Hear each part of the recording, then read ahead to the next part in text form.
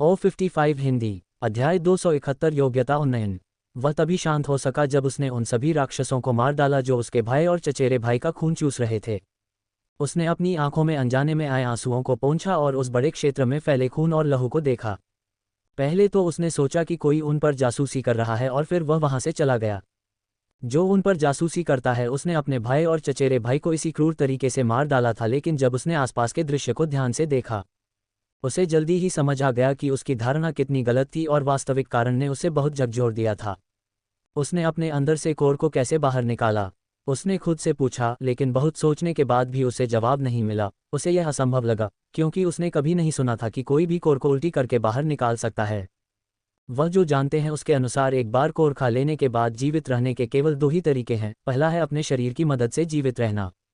यदि उसके जैसे शीर्ष साजन स्तर के व्यक्ति ने स्पेशलिस्ट कोर को खा लिया होता तो वह बच जाता क्योंकि उसका शरीर बेसिक ऊर्जा को सहन करने के लिए पर्याप्त मजबूत है। लेकिन यदि वह कोर कॉर्पोरल स्तर के मॉन्स्टर या उससे ऊपर के मॉन्स्टर कोर का होता तो भी उसे मृत्यु का दंश झेलना पड़ता। जहां तक दूसरे तरीके की बात है, ये पूरी तरह से उन अफवाहों पर आधारित है जो उसने सुनी थी। ऐसा कहा जाता है कि जो लोग सुपर एलीट ट्रेनिंग के लिए गए थे उन्हें विशेष शोधन इंजन दिए गए थे जो किसी भी ऊर्जा को परिवर्तित कर सकते हैं, और यहाँ तक कि बेसिक ऊर्जा को परिवर्तित करना भी शोधन इंजन के लिए कोई समस्या नहीं है। लेकिन ये केवल अफवाहें हैं जो उसने सुनी थीं। ये सच है या झूठ वह नहीं जानता। वह केवल इतना जानता है कि उनके द्वारा पकड़े गए निम्न स्तर के साहसी व्यक्ति के हाथों में इस तरह के शोधन इंजन का होना असंभव है। उसने अपनी वायु जैसी क्षमता की मदद से अपने भाई और चचेरे भाई का मांस और बाढ़ इकट्ठा करना शुरू कर दिया, और जितना अधिक उसने इकट्ठा किया उतना ही वह क्रोधित हो गया और उसने कसम खाई कि न केवल वह उससे बदला लेगा बल्कि वह अपने परिवार और दोस्तों से भी बदला लेगा। उसने खून और लहू को जला दिया और राख को बोतल में इकट्ठा कर लिया। वह इस राख को तभी दफनाएगा जब वह अपने भाई की हत्या का बदला ले लेगा। उसके लिए उसके छोटे भाई ने कुछ भी गलत नहीं किया था, वह तो बस थोड़ा सा मजाक कर रहा था, और जब तक वह किसी महत्वपूर्ण व्यक्ति की हत्या करने के लिए सीमा पार करता है तब तक वह अपने भाई की मदद करने में बहुत खुश था। उसके विचार सचमुच विकृत थे और शायद यही कारण था कि उसके भाई को लोगों को विस्फोट करने का ऐसा बीमार शौक हो गया। अच्छा लड़का, डीन ने अपने राक्षस से कहा, क्योंकि वह अंततः अपने भाई के हत्यारे की गंध को पकड़ने में सक्षम था। दूसरे पक्ष ने वास्तव में उसकी गंध और सबूत को मिटाने में एक अच्छा काम किया था, लेकिन उसका राक्षस अभी भी इसकी गंध को पकड़ने में सक्षम था। यह अपने भाई हत्यारे को ट्रैक करने में सक्षम नहीं है, लेकिन उसका भाई हत्यारा कभी भी उसके आसपास 2-3 किलोमीटर की सीमा में प्रवेश करता है तो उसका राक्षस तुरंत इसे जान जाएगा। सब कुछ हो चुका देखकर वह अपने राक्षस के साथ चला गया और अपने भाई के हत्यारे को मारने के लिए एक के बाद एक क्रूर तरीकों के बारे में सोचने लगा। छप छप। जब मैं क्षेत्र 5 में दाखिल हुआ तो सबसे पहले मैंने पानी की आवाज़ सुनी जो मेरे पैरों से आ रही थी। जब मैंने चारों ओर देखा तो मैंने खुद को छोटी सी साफ नीली झील में पाया। यह एक छोटी सी झील है लेकिन यह बहुत खूबसूरत है। यह अच्छी बात थी कि मैंने जल्दी ही खुद को स्थिर कर लिया, अन्यथा मैं घुटनों तक गहरे पानी में गिर जाता जिसमें मैं अभी हूँ।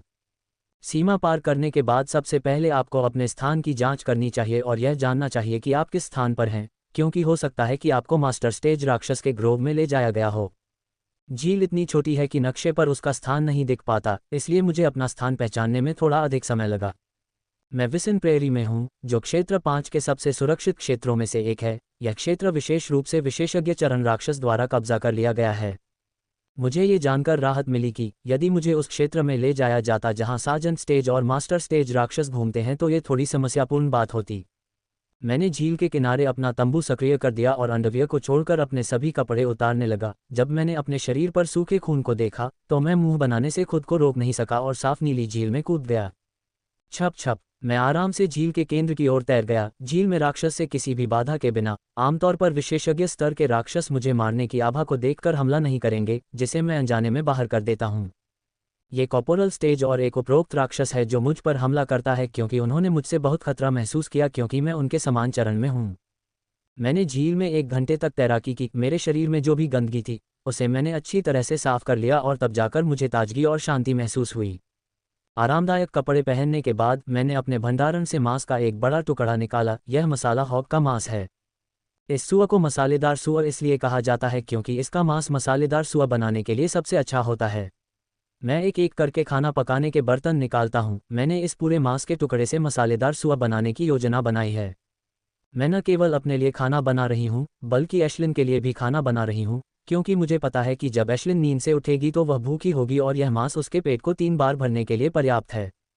मैं खाना बाहर बनाती हूँ। बाहर होने पर टेंट के अंदर खाना बनाना ठीक नहीं लगता। मैं टेंट के अंदर खाना तभी बनाती हूँ जब बाहर अपेक्षाकृत खतरा हो। मैंने पूरी एकाग्रता के साथ खाना पकाना शुरू कर दिया क्योंकि मैं चाहता था कि यह इसके लायक हो। हमेशा ऐसा नहीं होता कि आपको मसालेदार सुअर जैसा अच्छा मांस मिले। मुझे खाना पकाने में 1 घंटे से अधिक का समय लगा, लेकिन जब मैंने उसका पहला निवाला खाया तो अनजाने में ही मुझसे यह आवाज़ निकल गई। मैंने अच्छे मूड में खाना शुरू किया और जल्द ही मेरी प्लेट खत्म हो गई। पेट भरा होने के बावजूद मैंने दूसरा खाना लेने में संकोच नहीं किया। पकवान कितना स्वादिष्ट बन गया था। मैंने खाने के बाद साफ सफाई की और सामान पैक किया और तंबू के अंदर चला गया। तंबू के नियंत्रण कुंडी को राक्षस कोर से भर दिया और सोने की तैयारी की। टेंट नियंत्रण कुंडी पूरी तरह से कोर से भरी होने के कारण मास्टर स्टेज पावर हाउस को भी इसमें सेंध लगाने में काफ़ी समय लगेगा। मैं अंततः उस थकान के आगे झुक सकता हूं जिसे मैंने दबा रखा था। मैंने बिस्तर पर लेटते हुए सोचा और अगले ही पल में गहरी नींद में सो गया। मुझे नींद में थोड़ी गर्मी महसूस होने लगी। मुझे लगा कि मैं सपना देख रहा हूं और मुझे इसकी ज़्यादा परवाह नहीं थी, लेकिन वह गर्मी का एहसास खत्म नहीं हुआ और मुझे झुंझलाहट के साथ अपनी आंखें खोलनी पड़ीं ताकि पता चल सके कि मुझे इतनी गर्मी क्यों लग रही है। हुनान, जब मैंने अपनी आंखें खोलीं, यह आशा करते हुए कि मुझे गर्मी देने वाला कोई कारण मिल जाए, तो मैंने देखा कि मेरा पूरा शरीर चांदी की आग से ढका हुआ है। ये देखकर मेरे मुंह से सहज ध्वनि निकल गई। मैं ये देखकर घबरा गया कि आग ने मेरे पूरे शरीर को ढक लिया है और मैं तंबू से बाहर झील की ओर भागने ही वाला था। लेकिन मुझे जल्द ही पता चल गया कि यह आग हानिरहित है और मुझे थोड़ा गर्म करने के अलावा ये कुछ भी नहीं कर रही है। यहाँ तक कि मेरे शरीर पर सामान्य कपड़े भी ठीक लग रहे थे। ये देखते हुए कि आग खतरनाक नहीं है, मैंने जल्द ही अपने शरीर की बाहरी और आंतरिक जांच शुरू कर दी, लेकिन कोई बदलाव नहीं हुआ। ओह, मैंने कहा कि जब मैंने अपनी अग्नि को बुलाने की कोशिश की तो कोई प्रतिक्रिया नहीं मिली और तभी मुझे यह एहसास हुआ कि ऐसा संभवतः मेरी अग्नि क्षमता में परिवर्तन होने के कारण हो रहा है। मैं शांत हो गई और बिस्तर पर बैठ गई और अपने शरीर पर चांदी की आग को देखती रही। इस आग का तापमान बहुत कम है, ये थोड़ा गर्म पानी के बराबर है। यह आग इतनी गर्म भी नहीं है कि मेरे शरीर पर पहने सामान्य कपड़ों को भी नुकसान पहुंचा सके। पहले तो मेरे शरीर को ढकने वाली चांदी की आग मेरी सामान्य चांदी की आग की तरह लग रही थी, लेकिन जैसे जैसे समय बीतता गया इसमें थोड़ा परिवर्तन होने लगा। चांदी घनी और चमकदार होने लगी और इसमें थोड़ा चिपचिपापन भी आने लगा।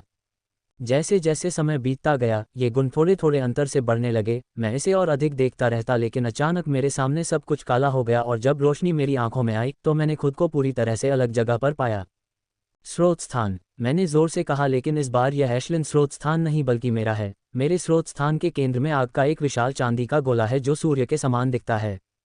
ये सूर्य के समान विशाल आग का गोला मेरा स्रोत है जिससे मुझे मेरी अग्नि क्षमता प्राप्त हुई है और वर्तमान में इसके ऊपर अग्नि पक्षी की पारभासी छाया है जो मेरे स्रोत में भारी मात्रा में आग स्थानांतरित कर रही है, जो इसे एक एक करके बदल रही है। ऐसा लग रहा था कि एशलिन का स्रोत उन्नत हो गया है क्योंकि यह उससे थोड़ा अलग दिख रहा था जिसे मैंने सुबह देखा था, और अब यह मेरे स्रोत को उन्नत कर रहा है।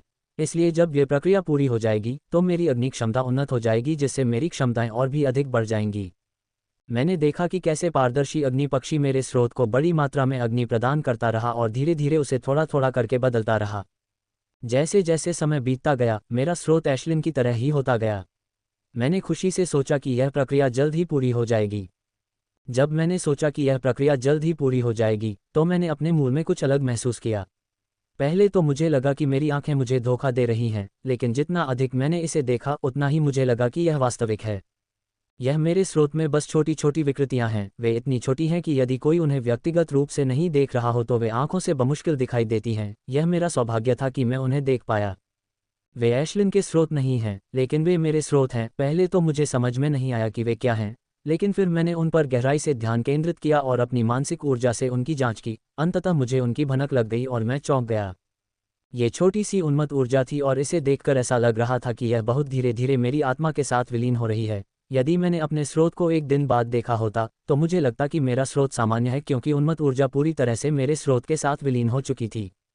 मुझे ये देखकर बहुत डर लगा कि निडर ऊर्जा मेरे स्रोत के साथ विलीन हो रही है। मैंने कल ही निडर ऊर्जा के आतंक का व्यक्तिगत रूप से अनुभव किया है।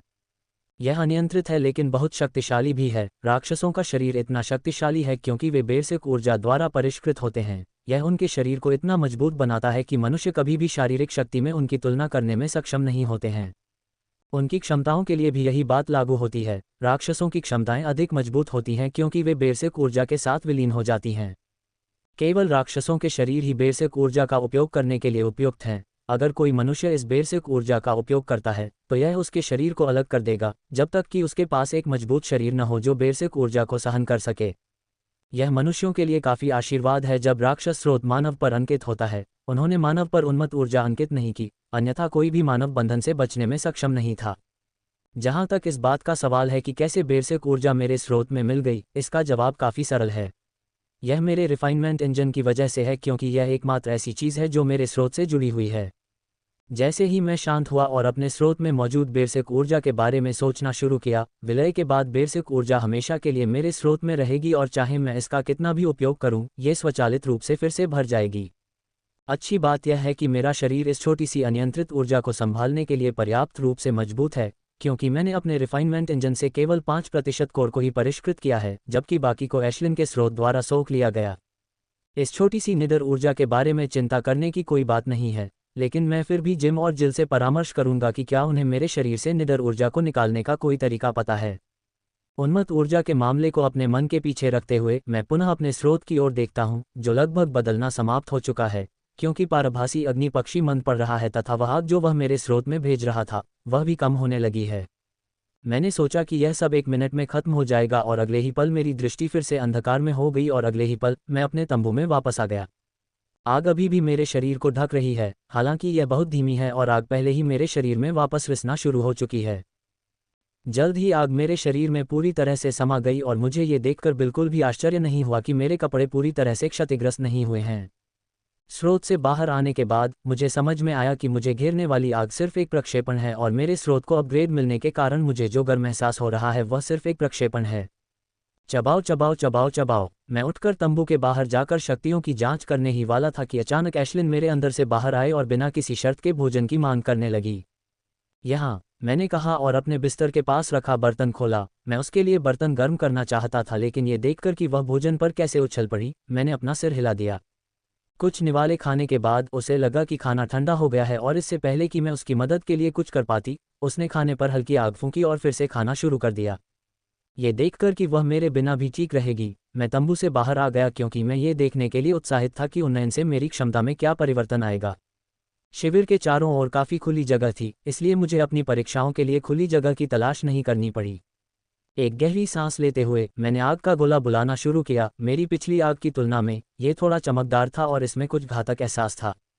इतना ही नहीं, ये थोड़ा भारी है और इसमें हल्का चिपचिपापन है। ये फायरी लायंस की शक्ति का गुण है जो एशलिन की आग में निहित है और अब देखते हैं कि यह कितना घातक है, मैंने सोचा जब मैंने आग के गोले को झील में फेंका। बूम छप, आग का छोटा सा गोला झील की सतह पर जोरदार आवाज के साथ गिरा और झील में पानी भी उछलने लगा। जहां पर आग का गोला गिरा था वहां से भाप भी देखी जा सकती थी। मुझे ये देखकर बहुत आश्चर्य हुआ कि अगर मैंने उनका उपयोग किया होता तो मेरी अग्नि क्षमता की शक्ति 3 गुना बढ़ गई होती। बूम बूम बूम, छप छप। मैंने अपनी क्षमता के अनुमान को सत्यापित करने के लिए कुछ और आग के गोले मंगवाए और उन्हें झील पर फेंका और दर्जनों आग के गोले फेंकने के बाद मुझे पूरा यकीन है कि मेरी क्षमता की शक्ति कम से कम 3 गुना बढ़ गई। यह अंततः निम्न स्तर की अग्नि क्षमता से मध्यम स्तर की अग्नि क्षमता तक उन्नत हो गया है, लेकिन यह अभी भी राक्षसों की क्षमता के स्तर तक पहुंचने से काफ़ी दूर है जहां से इसे उन्नत किया गया था। फायरी लायंस की अग्नि क्षमता उच्च ग्रेड पर है, जबकि एशलिन की क्षमता अभी मध्यम ग्रेड तक पहुंची है। उसकी क्षमता को उच्च ग्रेड तक पहुंचने के लिए 1 या 2 उन्नयन से गुजरना होगा। यह मेरी क्षमता की ताकत को देखने के लिए एक बुनियादी परीक्षण था। अब मुझे उन चालों का परीक्षण करना है जो मैंने क्षमता की मदद से बनाई हैं।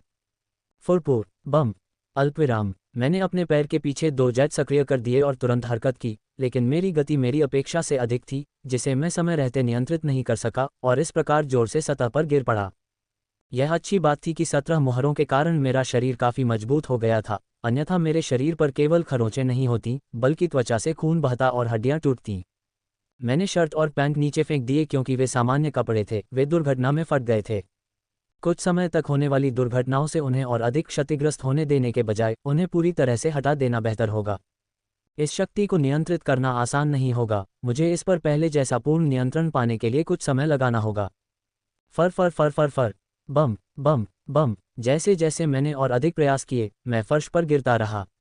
मेरे शरीर पर सिर से लेकर पैर तक छोटी छोटी चोटें लगी हैं, यहाँ तक कि मैंने जो अंडरवियर पहना हुआ था उसमें भी कई जगह से फटने के निशान दिखने लगे हैं। मैंने सूरज ढलने तक अभ्यास किया और शाम होने पर ही रुका। अभ्यास के इन घंटों में मुझे अपनी चालों पर थोड़ा नियंत्रण प्राप्त हुआ, बस इतना कहूँ कि मैं वर्तमान में केवल एक शरीर के अंग के पीछे एक जेट को ही मुश्किल से नियंत्रित कर सकता हूँ। अगर मैं अपनी सीमा के अनुसार 2 या 3 जेट प्रज्वलित करूँ तो मैं निश्चित रूप से दुर्घटनाग्रस्त हो जाऊंगा। मैंने कभी नहीं सोचा था कि अपनी उन्नत क्षमता के साथ अपनी क्षमता का अभ्यास करना इतना कठिन होगा। इससे मुझे जो शक्ति मिलती है वह मेरी कल्पना से कहीं अधिक है। अब केवल एक जेट को प्रज्वलित करने से मुझे पहले तीनों जेट को प्रज्वलित करने से मिलने वाली शक्ति से अधिक शक्ति मिलती है। वर्तमान में मैं मुश्किल से एक फायर जेट के प्रज्वलन को नियंत्रित करने में सक्षम था, लेकिन पर्याप्त अभ्यास और समय के साथ मैं पहले की तरह 3 जेट की शक्ति को नियंत्रित करने में सक्षम हो जाऊंगा। अब मेरा शरीर मजबूत है और अगर मेरी अग्नि की शक्ति बढ़ भी जाए तो मुझे लगता है कि मेरा शरीर 4 जेट की शक्ति को आसानी से सहन कर सकता है। ये सिर्फ मेरा अनुमान है कि यह व्यवहार्य है या नहीं, मुझे प्रयास करने के बाद पता चलेगा। अंधेरा होने लगा है और मुझे बहुत भूख लगने लगी है। मैंने आज दिन भर कुछ नहीं खाया क्योंकि आखिरी बार मैंने कल दोपहर को सोने से पहले खाया था। ये देखते हुए कि वहाँ कोई शक्तिशाली राक्षस नहीं है जिसका शिकार मैं भोजन के लिए कर सकूं, मैंने रात के खाने के लिए झील में मौजूद मछली राक्षस का उपयोग करने का निर्णय लिया। जब मैं वापस तंबू में गया तो मैंने पाया कि एशलिन सो रही है। उसे वास्तव में इसकी ज़रूरत थी। मैंने सोचा कल से वह बेहोश थी, लेकिन वह सो नहीं रही थी क्योंकि वह बेहोश थी क्योंकि उसका स्रोत परिवर्तन से गुजर रहा था। अनजाने में ऐसा होने के बावजूद वह इस प्रक्रिया के कारण थका हुआ महसूस कर रही थी और दोपहर का भोजन पूरा करने के कुछ घंटे बाद ही वह सो पाए। नए कपड़े पहनकर मैंने सारे बर्तन और खाना बनाने का सामान बाहर निकाला और खाना बनाना शुरू कर दिया। मुझे नहीं पता कि एशलिन कब आए, लेकिन जब मैंने खाना बनाना समाप्त किया और प्लेटें लगाने ही वाली थी, एशलिन अचानक उस प्लेट के सामने आ गई जिसमें मैं खाना भर रही थी। ज़ज़ज़ज़ भूकंप। मैं अपनी प्लेट में खाना डाल रहा था तभी भूकंप शुरू हो गया। सामान्य भूकंप की तरह इसकी शुरुआत धीमी नहीं थी, लेकिन ये जोरदार झटके के साथ आया। मैंने जल्दी से अपने आप को स्थिर किया और तंबू के अंदर चला गया। तंबू के अंदर जाने पर ही मुझे सुरक्षित महसूस हुआ। ये तंबू भूकंपरोधी फंक्शन के साथ आया है। चाहे बाहर ज़मीन कितनी भी बड़ी क्यों न हिल रही हो, तंबू के अंदर शांति रहेगी। इतना ही नहीं, इसका सेंस ये भी जान सकता है कि तंबू के आसपास या नीचे कोई बड़ी दरार तो नहीं बन रही है। मैंने टेंट के चारों ओर क्या हो रहा है ये देखने के लिए 360 डिग्री प्रक्षेपण सक्रिय किया और देखा कि झील का पानी मेरे टेंट और पेड़ पर गिर रहा है, जो एक के बाद एक गिरने वाले थे। और जब मैंने टेंट के सेंसर पर भूकंप की तीव्रता की जांच की तो मैं सदमे से बच नहीं सका। यह अब तक का सबसे बड़ा भूकंप है जिसे मैंने सुना है। इसमें कोई आश्चर्य नहीं कि पेड़ एक के बाद एक गिर रहे हैं। ये भूकंप छोटा नहीं है, इसका असर पूरे क्षेत्र पर पड़ रहा होगा। माइकल को पता नहीं था कि यह भूकंप केवल क्षेत्र 5 में ही नहीं बल्कि मिनवा क्षेत्र के सभी क्षेत्रों में हो रहा है। मिनवा क्षेत्र में कुछ बहुत बड़ा घटित हुआ था जिसकी कोई कल्पना भी नहीं कर सकता था, तथा इससे एक बहुत बड़ा अवसर पैदा हुआ था। लानत है, भूकंप 1 घंटे तक जारी रहा और जब मैंने बाहर जाकर देखा कि इससे कितना विनाश हुआ है तो मैं जोर से चिल्लाने से खुद को नहीं रोक सका। जब प्रकृति विनाश लेकर आई तो कोई भी शक्ति उसका मुकाबला नहीं कर सकी। मैं इस कहावत पर विश्वास नहीं करता था। मुझे लगता था कि अगर कोई कड़ी मेहनत करता रहे तो वह प्रकृति से भी आगे निकलने की शक्ति प्राप्त कर सकता है, लेकिन सामने विनाश को देखकर मुझे अपना संकल्प डगमगाता हुआ महसूस होने लगा। मेरे चारों ओर पूर्ण विनाश है। छोटी झील जो कभी साफ पानी से भरी रहती थी अब सूख चुकी है क्योंकि उसके नीचे बड़ी दरार आ गई है जिसने उसकी सारी शक्ति सोख ली है। झील के आसपास जो घना जंगल था वह पूरी तरह नष्ट हो गया था। 1/4 पेड़ गिर गए थे जबकि 1/4 हिस्सा काफी क्षतिग्रस्त हो गया था। ऐसा प्रतीत होता है कि जंगल के केवल आधे पेड़ ही विनाश से बच पाए। जिस बात ने मुझे आश्चर्यचकित कर दिया और मुझे कोसने पर मजबूर कर दिया वह ये थी कि झील से कुछ ही दूरी पर एक मध्यम आकार की पहाड़ी हुआ करती थी जिसके आधार पर मैंने अपना स्थान निर्धारित किया था, लेकिन अब वहाँ कोई पहाड़ी नहीं है। उसकी जगह पर केवल विशाल चट्टानों का मलबा है। मैं अपने तंबू के अंदर जाने से पहले कुछ देर तक प्रकृति के विनाश को देखता हूँ क्योंकि हम दोनों को भूख लग रही है। इससे पहले हम खाना खाने ही वाले थे कि भूकंप शुरू हो गया था। मैंने जल्दी से सोचते हुए खाना पकाने का बर्तन शिविर के अंदर ले लिया ताकि हमारा खाना सुरक्षित रहे। मैंने फिर से प्लेटें परोसी और हम दोनों ने चुपचाप खाना खाया। इस विनाश को देखकर मैं इतना उदास हो गया था कि बात करने की मेरी इच्छा ही नहीं हुई, अन्यथा मैं अक्सर एशलिन को उसकी खाने की आदतों पर चिढ़ाता रहता। रात का खाना खत्म करने के बाद एशलिन फिर से सो गई जबकि मैं अपनी आंखें बंद करके सोचने लगा। कल और आज से जब भी मैं एशलिन और अपने स्रोत को देखता हूं तो मुझे सहज ही महसूस होता है कि मैं अपनी क्षमताओं का गलत उपयोग कर रहा हूं। गलत शब्द सही है, क्षमता सही शब्द होगा। मुझे लग रहा है कि मैं अपनी क्षमता का पूरी क्षमता से उपयोग नहीं कर रहा हूं। मैंने जो चालें बनाई उनमें खोखलापन है, उनमें वह चमक नहीं है जो होनी चाहिए। लेकिन मैं चाहे जितना भी सोचूं, मुझे अपनी क्षमता की पूरी क्षमता को सामने लाने का कोई रास्ता नहीं मिल पा रहा है। मैंने घंटों सोचा लेकिन कोई नतीजा नहीं निकला। मुझे जल्दबाजी नहीं करनी चाहिए, मैंने अपने आप से कहा, क्योंकि मुझे लग रहा था कि अगर मुझे पर्याप्त समय मिले तो मैं निश्चित रूप से रास्ता खोज लूँगा। थकान महसूस करते हुए मैं अंततः सो गया और जब अगले दिन मैंने अपनी आंखें खोलीं तो सुबह का समय था और मैं काफ़ी तरोताज़ा महसूस कर रहा था। मैंने आज के लिए पहले से ही योजना बना ली है। मैंने क्षेत्र 6 की यात्रा करने का निर्णय लिया है, लेकिन मैं कल जाऊंगा क्योंकि क्षेत्र 6 की ओर जाने वाली सीमा तक पहुंचने में मुझे अधिक समय लगेगा। मैं राक्षस मंच राक्षसों के क्षेत्र की योजना बना रहा हूं। केवल मास्टर चरण राक्षस अब मुझे अपनी पूरी क्षमताओं का उपयोग करने में सक्षम है। यदि मैं मास्टर स्टेज राक्षस को हराने में सक्षम था तो इस क्षेत्र में आना पूरी तरह से संतुष्टिदायक होगा और मेरी शक्ति प्रशिक्षु सुपर अभिजात वर्ग के बराबर होगी, जो सुपर अभिजात वर्ग बनने से एक कदम दूर हैं, और मुझे लगता है कि मेरे पास वह शक्ति है। यदि मैंने अपना सब कुछ इस्तेमाल किया तो मुझे विश्वास है कि मैं निश्चित रूप से प्रशिक्षु सुपर अभिजात वर्ग से मेल खा सकता हूँ। मुझे पूरा विश्वास है कि मुझ में प्रशिक्षु सुपर एलीट के बराबर शक्ति है, लेकिन मुझे अभी भी राक्षसों के खिलाफ इसका परीक्षण करना है। मैंने खुद को तरोताजा किया, स्नान किया और जल्दी से एशलिन के साथ दोपहर का भोजन समाप्त किया। मैंने जल्दी से तंबू समेटा और उजड़े हुए जंगल की ओर चल पड़ा। जैसे ही मैं जंगल में दाखिल हुआ, मैं प्रकृति द्वारा मचाई गई तबाही पर आश्चर्यचकित हुए बिना नहीं रह सका। न केवल पेड़ गिर गए थे, बल्कि मैंने यहाँ वहाँ राक्षसों के शव भी पड़े देखे। उन्हें एक नज़र देखते हुए मैंने तीनों पेड़ों के बीच से दौड़ना शुरू कर दिया। अगर यह पहले होता तो मैं पेड़ों के बीच से नहीं दौड़ पाता, क्योंकि भूकंप के कारण कई पेड़ गिर गए थे और उसके कारण पेड़ों के बीच एक खाई बन गई थी। इसकी पूर्ति के लिए व्यक्ति में उड़ान भरने की क्षमता या लंबी छलांग लगाने की शक्ति होनी चाहिए।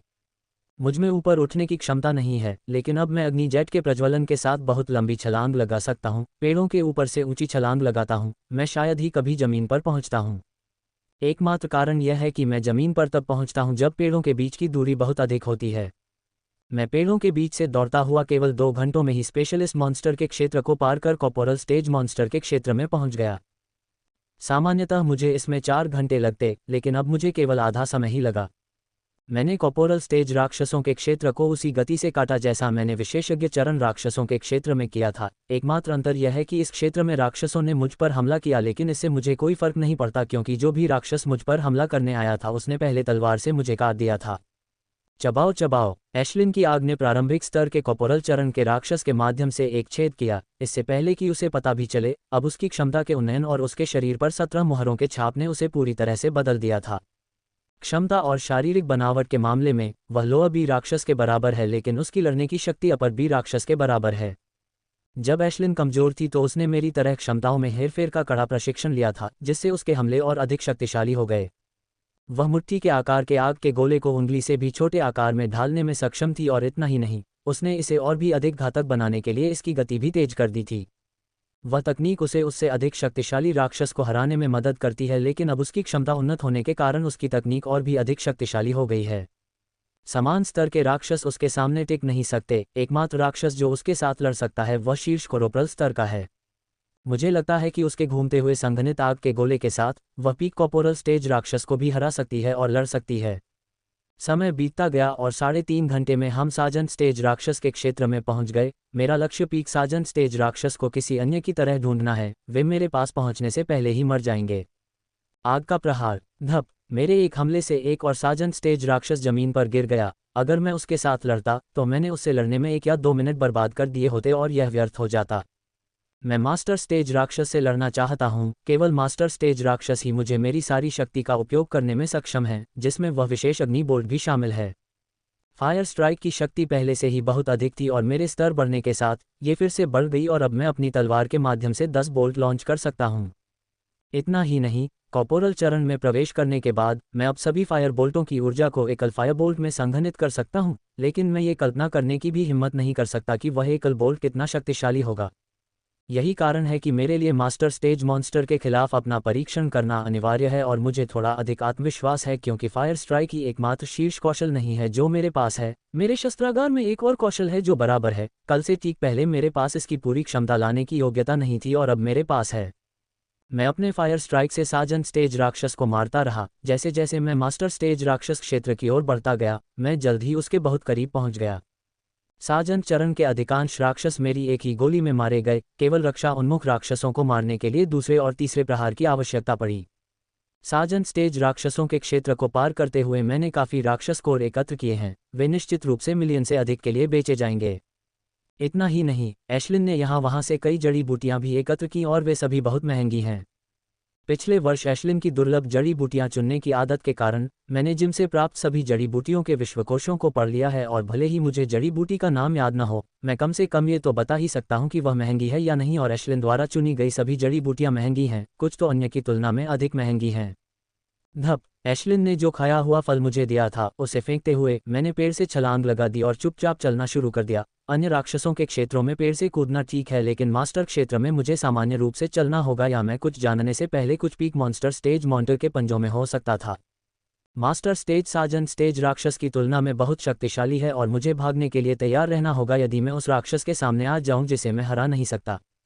इसीलिए मैंने मास्टर स्टेज क्षेत्र के बाहरी क्षेत्र में ही परीक्षण करने का निर्णय लिया, और जब मैंने अपनी क्षमताओं का पूर्ण परीक्षण कर लिया तथा थोड़ा और आत्मविश्वास प्राप्त कर लिया, तभी मैंने अंदर जाने का साहस किया। दहाड़ दहाड़। जब मैं मास्टर स्टेज राक्षस के क्षेत्र में प्रवेश कर रहा था तो मुझे राक्षसों की कई धीमी आवाज़ें सुनाई दी, लेकिन मैंने अपने सबसे निकट की ध्वनि का अनुसरण किया। जैसे जैसे मैं करीब गया, आवाज़ और भी साफ होती गई और जल्द ही मैं राक्षसों को देख सकता था। एक ही प्रजाति के दो राक्षस लड़ रहे हैं और उनकी लड़ाई से ये गंभीर नहीं लग रहा था, इसलिए ये जल्द ही खत्म हो जाना चाहिए, मैंने खुशी से सोचा, क्योंकि मैंने दो इनिशियल मास्टर स्टेज राक्षसों से लड़ते हुए देखा। दो राक्षस लड़ रहे हैं, वे पृथ्वी तेंदुए हैं। पृथ्वी तेंदुए दुर्लभ राक्षस हैं जो शायद ही कभी सामने आते हैं, और वे वेस्ट ब्लेड में सबसे महंगे वर्ग 9 तनाव राक्षसों में से एक हैं। पृथ्वी तेंदुए सबसे संतुलित राक्षसों में से एक हैं, उनमें अंतर्निहित गति और चपलता है जो बड़ी बिल्ली राक्षस परिवार फैलिडेक में है, और यह पृथ्वी तत्व राक्षस है जो उन्हें बहुत अच्छी रक्षा प्रदान करता है। वे इतने महंगे हैं क्योंकि वे अपनी शारीरिक गुणवत्ता को छापते हैं जो वे पैदा होते हैं, और पृथ्वी की क्षमता जो उनके पास संबंध बनाने के बाद अमानवीय होती है। इतना ही नहीं, अगर कोई कोलोनोल चरण तक पहुंच जाता है जो राक्षस तनाव की सीमा है, तो 70% संभावना है कि यह राक्षस उच्च स्तरीय राक्षस के अंतर्निहित तनाव को सक्रिय करता है या उत्परिवर्तित करता है। तो जो लोग पृथ्वी तेंदुए के साथ बंधे हैं, उन्हें न केवल शारीरिक परिवर्तन में इसकी चपलता और गति मिलती है, बल्कि उन्हें इसकी पृथ्वी रक्षा क्षमता भी मिलती है, और इसमें उच्च स्तर की उन्नति और उत्परिवर्तन होता है, जिसने इसे कक्षा 9 के तनाव के बीच सबसे लोकप्रिय राक्षसों में से एक बना दिया है। इसकी कीमत सामान्य कक्षा 10 के तनाव राक्षस से भी अधिक है। पृथ्वी तेंदुआ मुख्य रूप से अपने पंजों और दांतों से हमला करता है। इसके शरीर पर पृथ्वी ऊर्जा की एक पतली परत होती है। यदि इसे लगता है कि हमला खतरनाक है तो ये तुरंत अपने चारों ओर दूसरी मोटी परत को सक्रिय कर सकता है। यह मेरे लिए एकदम सही प्रतिद्वंद्वी है। ये राक्षस अधिकांश मास्टर चरण राक्षसों की तुलना में विशेष रूप से मजबूत नहीं है, लेकिन ये सभी पहलुओं में संतुलित है, और इससे इसे मारना बहुत कठिन हो गया है, और इसकी गति के कारण यह समान स्तर के अधिकांश राक्षसों से आगे निकल सकता है। दोनों पृथ्वी तेंदुए एक दूसरे से अलग होने से पहले 15 मिनट तक एक दूसरे पर बढ़ते और दहाड़ते रहे। मैंने उनमें से एक का पीछा किया क्योंकि देखा कि वे दोनों एक ही प्रारंभिक मास्टर अवस्था में हैं। मैंने 10 मिनट तक पृथ्वी तेंदुए का पीछा किया। जब वह घास के मैदान में पहुंचा तो मैंने खुद को प्रकट किया। गर्जन। उसने मुझे आते देखकर मुझ पर गुर्राहट की और अगले ही पल अपने खतरनाक पंजों से मुझ पर झपट पड़ा। यह अच्छी बात थी कि मैंने उसे पहले ही एक अन्य पृथ्वी तेंदुए के साथ लड़ते हुए देख लिया था, अन्यथा मैं निश्चित रूप से उसकी गति से अचंभित हो सकता था और मुझे इसकी बहुत बड़ी कीमत चुकानी पड़ सकती थी। फुरपुर। दहाड़। मैंने अपने पीछे जेट प्रज्वलित किए और तुरंत गति से दूर चला गया। ये देखकर कि मैं चकमा दे रहा हूँ, वह मुझ पर जोर से दहाड़ा और जमीन पर उतरने के बाद मेरे पास आया। मैंने अपनी तलवार को अपने हाथों में कसकर पकड़ लिया और अपनी जगह पर खड़ा रहा। इस बार मैं ये देखने के लिए हमला कर रहा हूँ कि मेरी ताकत कितनी बढ़ गई है। उसने मुझे काटने के लिए अपना मुंह खोला। अगर मैं उन तीखे दांतों के बीच फंस गया तो मेरा मजबूत शरीर और नाइट ग्रेड कवच मुझे उनसे बचाने में सक्षम नहीं होंगे। मैंने अपनी गति प्रकार की कौशल को सक्रिय किया, ये देखते हुए कि यह मुझसे 1 मीटर दूर है। मैंने इसे अपने करीब आने दिया और जब ये लगभग मेरे मुंह से केवल 1 हाथ की दूरी पर था तो मैंने इसे घुमा दिया। मैंने एक चक्कर लगाया। इस चक्कर ने मुझे अपना मुंह चकमा देने में मदद की और साथ ही मेरी तलवार के लिए गति बनाने में भी मदद की जो उसकी पीठ पर वार करने वाली थी। खटखटाहट। इससे पहले कि वह समझ पाता कि क्या हो रहा है, मेरी तलवार ने उसकी पीठ पर वार किया और प्रहार की ताकत का प्रयोग करके हम दोनों के बीच दूरी बना दी। गर्जना। दर्द महसूस करते हुए वह गुर्राया और मुझे काटने की कोशिश की, लेकिन उस समय मैंने पहले ही हमारे बीच कुछ दूरी बना ली थी। मेरे हमले से अभी अभी उसकी त्वचा पर केवल एक खरोंच ही आई है, लेकिन यह मेरी उम्मीद से कहीं अधिक है। मैंने सोचा था कि मैं उसकी त्वचा पर खरोंच भी नहीं बना पाऊंगा, लेकिन मैं बना सका। हमारे बीच 2 चरणों की दूरी है, उससे भी अधिक यह एक राक्षस है, एक रक्षा उन्मुख राक्षस। 17 मुहरों की शक्ति वास्तव में इसकी त्वचा पर एक खरोंच बनाने में सक्षम होने के लिए महान है। अगर यह अपनी जगह पर प्रारंभिक साजंत राज्य राक्षस होता तो मेरे द्वारा उपयोग किए गए बल की मात्रा से ये 2 टुकड़ों में कट गया होता। हे ये देखकर मेरे चेहरे पर एक बड़ी मुस्कान आ गई कि वह मेरी ओर आ रहा है। पिछला प्रहार तो मेरी ताकत का एक छोटा सा हिस्सा था, अगला हमला जो मैं करूंगा वह मेरा असली हमला होगा। मैंने अपना सुदृढ़ीकरण कौशल सक्रिय किया, जो मेरे प्रशिक्षण केंद्र द्वारा दिया गया है। बड़ी सील बनाने से पहले यह एक औसत से नीचे का कौशल था, लेकिन बड़ी सील बनाने के बाद यह अपनी वास्तविक शक्ति दिखाना शुरू कर देगा। अन्य कौशलों के विपरीत मेरा सुदृढ़ीकरण कौशल कोई जादुई घटना उत्पन्न नहीं करता है, ये केवल मेरी कलाइयों और टखनों के चारों ओर एक जीवंत हरे रंग की पट्टी बनाता है। अब मेरी कलाइयों और टखने के चारों ओर केवल एक ही पट्टी है, लेकिन जब मैं एक और बड़ी मुहर बनाऊंगा तो पट्टियां दोगुनी हो जाएंगी। जैसे ही मेरे चारों ओर हरी पट्टियां पूरी तरह से बन गईं, मुझे पूरे शरीर में शक्ति का संचार महसूस हुआ। इससे जो ताकत मिलती है वह अन्य कौशलों की तुलना में पूरी तरह से अलग स्तर की है। ये कौशल मेरे फायर स्ट्राइक के समान स्तर पर है, बस यह मेरी फायर स्ट्राइक की तुलना में बहुत कठिन स्थिति है। कल जब मैंने एक बड़ा सौदा करने के बाद पहली बार इसे सक्रिय किया तो मैं इसकी शक्ति से दंग रह गया। यह मेरा कौशल है जो 16 मुहरों द्वारा प्रदान की गई जीवन शक्ति का पूर्ण उपयोग करता है। दहाड़, फुफ। मुझमें ऊर्जा के उतार चढ़ाव को महसूस करते हुए वह मुझ पर फिर से दहाड़ा। इससे वह रुका नहीं बल्कि और अधिक क्रूर हो गया और उसने मुझ पर अपना पंजा मार दिया। उसका पंजा मेरी ओर आता देख मैंने अपनी तलवार उसके पैर की नसों पर घुमाई। ये चाल बहुत खतरनाक थी क्योंकि मुझे उसके पंजे के मुझे छूने से पहले ही उस पर वार करना था। पचा स्प फ्री वेब नॉवल CM। मेरी तलवार ने पैर की नसों को पूरी तरह से काट दिया और अगले ही पल उसमें से भारी मात्रा में खून बहने लगा। ये तंत्रिका की चोट काफ़ी गंभीर है, इससे ठीक होने से पहले कम से कम 3 घंटे तक इसकी गति 30% तक कम हो जाएगी। बम पोह पोह। मैं बहुत खुश था कि एक पल के लिए मेरा ध्यान भंग हो गया और उसी समय कोई चीज़ तेज गति से मेरी ओर आई। उसने मेरी छाती पर जोर से प्रहार किया और इससे पहले कि मैं कुछ समझ पाता, मैं खून उगलते हुए उड़ गया। यह उसकी पूंछ थी। मुझे लगा कि जब मैं उड़ रहा था तो मैं भूल गया कि वह अपनी पूंछ से हमला कर सकता है। मैं काफ़ी गंभीर रूप से घायल हो गया हूँ। धप। जैसे ही मैं फर्श पर गिरा, मैंने अपनी चोटों को ठीक करने के लिए पाइप के माध्यम से औषधि को चूसा और खुद को एक और हमला करने के लिए तैयार किया क्योंकि वह ज़्यादा दूर नहीं था। बादल की गरज। वह गुर्राते हुए मेरी ओर आया, उसके चेहरे पर गुस्सा साफ देखा जा सकता था। मैंने उसे जो चोट पहुंचाई थी वह काफ़ी गहरी थी क्योंकि उसके पैर से अभी भी खून बह रहा था। एक पैर क्षतिग्रस्त हो गया था। अब मुझे उसके दूसरे पैर में भी चोट लगानी पड़ी ताकि उसकी गति सीधे आधी हो जाए। आपका। वह फिर से दहाड़ने लगा और मुझे काटने के लिए आया, जबकि मैंने पागलों की तरह अपने सुदृढ़ीकरण कौशल को जीवन शक्ति प्रदान करना शुरू कर दिया ताकि मेरे हमले की शक्ति पिछली बार की तुलना में अधिक मजबूत हो जाए। टुकड़ा। मैंने फिर से उसका एक पैर काट दिया। इस बार उसने पृथ्वी की सुरक्षा की अपनी दूसरी परत सक्रिय कर ली थी, लेकिन इसके बावजूद मेरी तलवार ने उसे मक्खन की तरह काट डाला और उसके दूसरे पैर की नस को काट दिया। फर हमारे बीच कुछ दूरी पैदा करने के बजाय मैंने जोखिम उठाया और अपने पैरों के नीचे जेट प्रज्वलित किए और छलांग लगा दी। पचाक। इससे पहले कि वह समझ पाता कि क्या हुआ, मैंने उसकी पीठ पर एक कट लगा दिया। मैंने इतना जोखिम भरा कदम इसलिए उठाया क्योंकि मैं उसे कुछ समय के लिए विचलित करना चाहता था। अगर अगली बार मैं उसके तीसरे पैर पर हमला करूं तो वह तैयार रहेगा। राक्षस चाहे कितना भी मूर्ख क्यों न हो, फिर भी उसके पास ये समझने की सहज प्रवृत्ति होती है कि उसके साथ क्या हो रहा है और उसे क्या करना चाहिए। गर्जना गर्जना। धप। वह मुझ पर गुर्राया और क्रोध में मुझ पर कूदने की कोशिश की, लेकिन जब वह छलांग लगाने के लिए अपने पैर को मोड़ रहा था तो उसके दोनों अगले पैर असफल हो गए और वह अपने पैर पर गिर पड़ा। अगर कोई राक्षस है जिसकी सुरक्षा को आप भेद नहीं सकते तो अगली चीज़ जो आप करेंगे वो है उसकी नसों को काटना। ये राक्षस को अपंग करने जैसा होगा। उसकी नसों को पर्याप्त रूप से काटने के बाद राक्षस चॉपिंग बोर्ड पर रखी सब्जी की तरह हो सकता है जिसे आप अपनी इच्छानुसार काट सकते हैं। रोआर। वह खड़ा हुआ और फिर से दहाड़ा, लेकिन मेरे आश्चर्य का ठिकाना न रहा जब उसने यू टर्न लिया और अपनी दुम को पैरों के बीच दबाकर भागने लगा। ये देखकर मुझे न तो हंसी आती है और न ही रोना आता है, लेकिन एक बात मैं कहना चाहता हूं कि यह पृथ्वी तेंदुआ बहुत बुद्धिमान है। वह जानता था कि उसके पास मुझसे जीतने का कोई मौका नहीं है और उसे संभवतः मौत का सामना करना पड़ेगा, इसलिए उसने बदला लेने की परवाह किए बिना तुरंत भागना शुरू कर दिया। मैं तुम्हें इतनी आसानी से भागने नहीं दूंगा, मैंने मन ही मन सोचा और मैंने एक विशेष अग्नितीर बनाना शुरू कर दिया।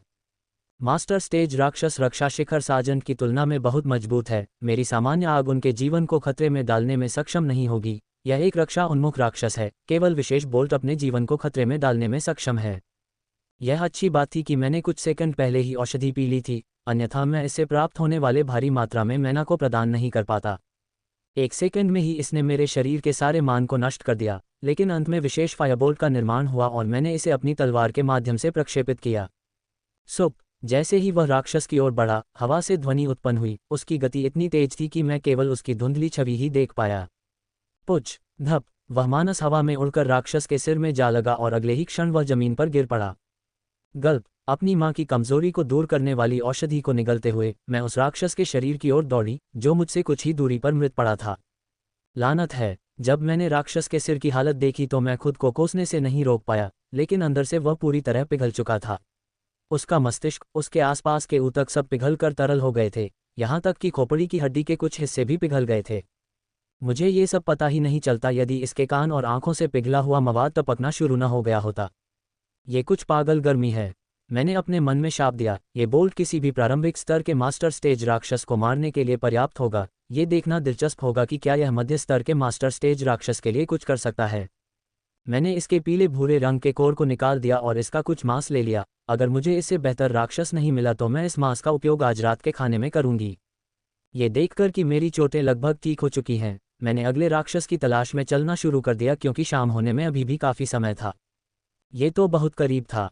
मैंने पेड़ के पास बैठकर आराम करते हुए अपने आप से कहा, 3 दिन हो गए हैं जब से मैं मास्टर स्टेज राक्षसों का शिकार कर रहा हूँ। मैं कल ही निकल जाता, लेकिन मैंने एक दिन और शिकार करने का निर्णय लिया। जहाँ तक मेरी इस स्थिति के कारण का प्रश्न है, जो कि अत्यंत दयनीय लग रही थी, तो मैं यही कह सकता हूँ कि मैंने अपनी क्षमता से अधिक प्रयास किया और गलती से अपनी जीभ भी काट ली। 2 दिनों तक मैंने राक्षसों का शिकार किया। कुछ को तो मैंने तुरंत मार दिया जबकि अन्य को मारने में घंटों से अधिक समय लगा क्योंकि मेरे पास विशेष बोल्ट ऑफ फायर स्ट्राइक था। मुझे कोई डर नहीं था। इसलिए मैं कह सकता हूं कि 2 दिनों में मुझे अपनी क्षमता पर अधिक विश्वास हो गया और मैंने मध्य स्तर के मास्टर स्टेज राक्षस पर हमला करने की कोशिश की। यह एक बड़ी गलती थी क्योंकि फायर स्ट्राइक का विशेष बोल्ट, जिस पर मुझे पूरा भरोसा था, पूरी तरह से विफल हो गया और मुझे अपनी जान बचाने के लिए भागना पड़ा। वह राक्षस 2 घंटे तक मेरा पीछा करता रहा और तभी गया जब वह अपनी पूरी कोशिश के बावजूद मुझे पकड़ने में असफल रहा। यह मेरी अच्छी सोच है कि मैंने लड़ने के लिए कमजोर मध्यस्तरीय मास्टर स्टेज राक्षसों को चुना। यदि राक्षस थोड़ा अधिक शक्तिशाली होता तो मैं इससे भी अधिक दयनीय स्थिति में होता। यह आखिरी राक्षस था जिसका शिकार मैं क्षेत्र 6 में जाने से पहले करने वाला था, लेकिन अब मुझे इसका शिकार किए बिना ही जाना पड़ा। ये लगभग 3 दिन मेरी नई प्राप्त शक्ति पर बेहतर नियंत्रण पाने में बहुत सहायक सिद्ध हुए और अब मैं बिना असफल हुए पहले जैसी सटीकता और दक्षता के साथ एक जेट प्रज्वलित कर सकता हूँ। 3 दिनों के शिकार ने मुझे क्षेत्र 6 में बिना किसी चिंता के जाने के लिए पर्याप्त आत्मविश्वास दिया था, यहाँ तक कि अगर मैं पावर मास्टर स्टेज राक्षस के बगल में पहुँच भी गया तो मेरे पास भागने की 50% अधिक संभावनाएं होंगी। मैं अपने आसपास देखता हूँ कि मैं अभी कहाँ हूँ। राक्षस मेरा पीछा कर रहा है। मेरे पास नक्शा देखने की सुविधा नहीं थी। मुझे बस इतना पता था कि मैं कॉर्पोरल स्टेज राक्षस क्षेत्र में था।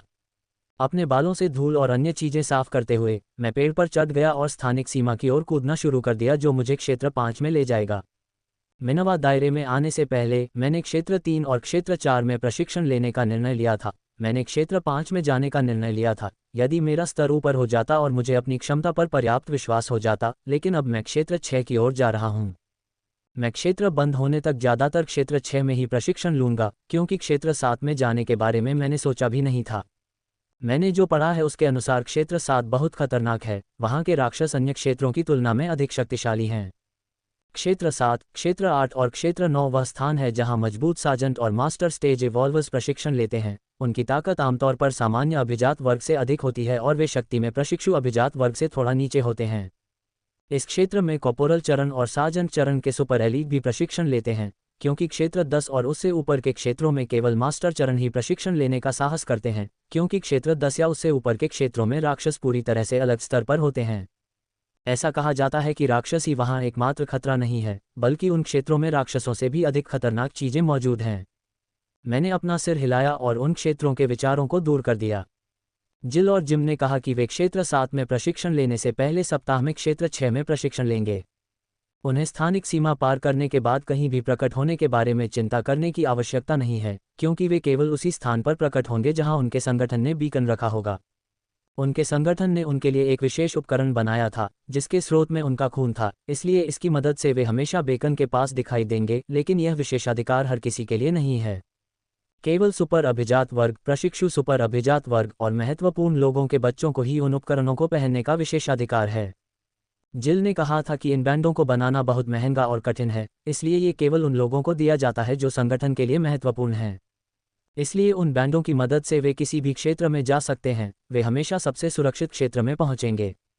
मैं देखूंगा कि क्या मैं जिल और जिम से मिल सकता हूं, क्योंकि जिन क्षेत्रों में वे प्रशिक्षण की योजना बना रहे थे वही क्षेत्र हैं जहां मैं भी प्रशिक्षण की योजना बना रहा हूं, क्योंकि हमारी क्षमताओं में केवल मामूली अंतर है। सीमा तक पहुंचने में मुझे 6 घंटे लगेंगे और रास्ते में मुझ पर हमला करने वाले कई राक्षसों को देखने में 1 घंटा अतिरिक्त लगेगा। भूकंप आए 4 दिन हो चुके हैं, लेकिन ऐसा लगता है जैसे 1 महीना बीत गया है, क्योंकि इससे आई तबाही गायब होती जा रही है। उच्च मन घनत्व के कारण मिनवा क्षेत्र की जीवन शक्ति बहुत अधिक है। ये सिद्ध है कि मन समृद्ध स्थानों में जीवन उन स्थानों की तुलना में अधिक फलता फूलता है जहां मन घनत्व इतना समृद्ध नहीं है। इतना ही नहीं, मैं महसूस कर रहा हूं कि भूकंप के बाद से क्षेत्र में सूक्ष्म परिवर्तन हो रहा है। पहले मुझे लगा कि यह मेरे मन की बात है। जब मैंने एशलिन से पूछा तो उसने भी इसकी पुष्टि की कि कुछ हो रहा है। एशलिन ऐसी चीज़ों के बारे में कभी गलत नहीं होती है, क्योंकि उसकी समझ असाधारण रूप से शक्तिशाली है, खासकर स्तर ऊपर होने के बाद। अगर वह खाने पर ज़्यादा ध्यान केंद्रित नहीं करती और राक्षसों से लड़ने के लिए आज्ञाकारी रूप से मदद नहीं करती तो मैं उन्हें खोजने में इतना समय बर्बाद नहीं करता। खैर, मुझे नहीं पता कि जो बदलाव हो रहा है वह अच्छा होगा या बुरा, लेकिन मुझे इस दायरे में रहने वाले बाकी लोगों के साथ इसे सहन करना होगा। समय बीतता गया और मैं जल्द ही उस स्थानिक सीमा पर पहुंच गया जो मुझे क्षेत्र 6 में ले जाएगा, और बिना किसी अधिक शोर शराबे के मैं वहां से गुजर गया। बकवास बकवास बकवास। जैसे ही मैंने स्थानिक सीमा पार की, मैंने जोर से गालियां देनी शुरू कर दी और अगले ही पल मुझे अपने पैरों के नीचे बहुत गर्मी महसूस हुई। अगर मैंने स्थानिक सीमा पार करने से पहले अपने पूर्ण नाइट ग्रेड गियर को सक्रिय नहीं किया होता। जिस चीज़ पर मैंने पैर रखा वह लावा है। क्षेत्र 6 में लगभग 15 बड़े और छोटे ज्वालामुखी हैं, और जब तक आप इससे दूर रहते हैं। मैं जल्दी से छोटे लावा पोखर से दूर चला गया और मेरे जूतों पर चिपका हुआ बचा हुआ लावा बाहर आ गया। ज्वालामुखी से लावा की छोटी बड़ी धाराएं निकलती देखी जा सकती थीं। यह अच्छी बात थी कि मुझे ज्वालामुखी के आधार पर ले जाया गया, न कि उसके अंदर, अन्यथा मैं वाष्पीकृत होकर मर चुका होता इससे पहले कि मुझे पता भी चलता। ये ज्वालामुखी ही कारण है कि मिनवा क्षेत्र में प्रवेश करने वाले 90% से अधिक लोग क्षेत्र 6 में प्रवेश नहीं कर पाए। लेकिन ये ज्वालामुखी वे स्थान भी हैं जहां भाग्य विद्यमान है, क्योंकि ये ऐसे स्थान हैं जहां अग्नि क्रिस्टल विद्यमान हैं। अग्नि क्रिस्टल मैना क्रिस्टल की तरह है। मैना क्रिस्टल की तरह तटस्थ मैना होने के बजाय उनके अंदर अग्नि प्रकार का मनुष्य होता है। ये क्रिस्टल उन स्थानों पर पाए जा सकते हैं जहां अग्नि प्रकार का मैना अत्यधिक सघन होता है, और ज्वालामुखी सबसे अच्छे स्थानों में से एक है जहां अग्नि प्रकार का मैना बहुत सघन होता है, लेकिन उन्हें खोजना बहुत खतरनाक काम है। अधिकांश लोग सक्रिय ज्वालामुखियों के पास जाने की हिम्मत नहीं करते, इसलिए मृत ज्वालामुखी उनके लिए सबसे अच्छा विकल्प हैं। लेकिन मृत ज्वालामुखियों में कई छिपे हुए खतरे भी होते हैं। अग्नि क्रिस्टल बहुत महंगे हैं, लेकिन उनके लिए अपनी जान जोखिम में डालना उचित नहीं है। जिस ज्वालामुखी से मैना बहकर नीचे आ रही है, उसे देखते हुए मैं ये जानने के लिए नक्शे की ओर नहीं देखता कि मैं कहाँ हूँ। मैं स्टोन फॉरेस्ट क्षेत्र में हूँ और ज्वालामुखी आधार जिस पर मैं खड़ा हूँ किसी कारण से रेड लिजर्ड ज्वालामुखी के रूप में जाना जाता है। एक और अच्छी बात यह है कि यह पत्थर का जंगल क्षेत्र भी एक ऐसा स्थान है जहाँ वे दोनों प्रशिक्षण के लिए जाते हैं, इसलिए अगर मेरी किस्मत अच्छी रही तो मैं उन्हें देख सकता हूँ। जैसे ही मैं नीचे पत्थर के जंगल की ओर उतरा, मुझे पता चला कि यह पत्थर का जंगल क्यों है। इस क्षेत्र में कई पत्थर पाए जाते हैं, इनकी संख्या हजारों और हजारों है। मैंने एक हल्की हलचल सुनी और जल्द ही मैंने देखा कि दर्जनों लोग तेजी से उस ज्वालामुखी की ओर आ रहे हैं जहां से मैं नीचे उतर रहा हूं, और अजीब बात यह है कि उन सभी ने अपनी रक्षात्मक क्षमता और गति क्षमता को सक्रिय कर लिया। उनके चेहरों को देखकर ऐसा लग रहा था जैसे उन्होंने शैतान को देख लिया हो और उससे भाग रहे हों। पहले तो पत्थर के जंगल से दसियों लोग निकलते दिखाई दिए, लेकिन कुछ ही सेकंड में उनकी संख्या 100 तक पहुंच गई और बढ़ती ही गई।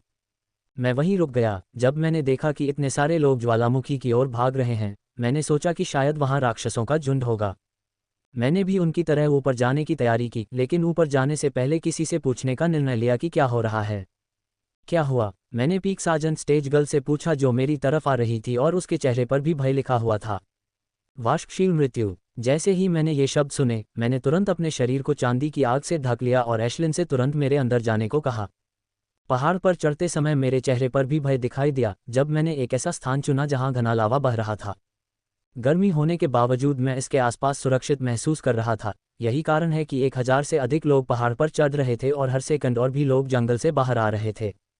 ब्लेड स्नैक, बेरसिक बटरफ्लाई, दिवाशशील मौत को मिनवा क्षेत्र के बैंस के रूप में जाना जाता है। वेपर्स डेथ, लाइफ वेपर मॉन्स्किटो का उपनाम है। यह मिनवा दायरे में सबसे छोटे राक्षसों में से एक है। इसका अधिकतम आकार सिर्फ इंच लंबा है और लाइफ वेपर मॉन्स्किटो का कुछ हिस्सा थंबनेल के आकार से भी लंबा है।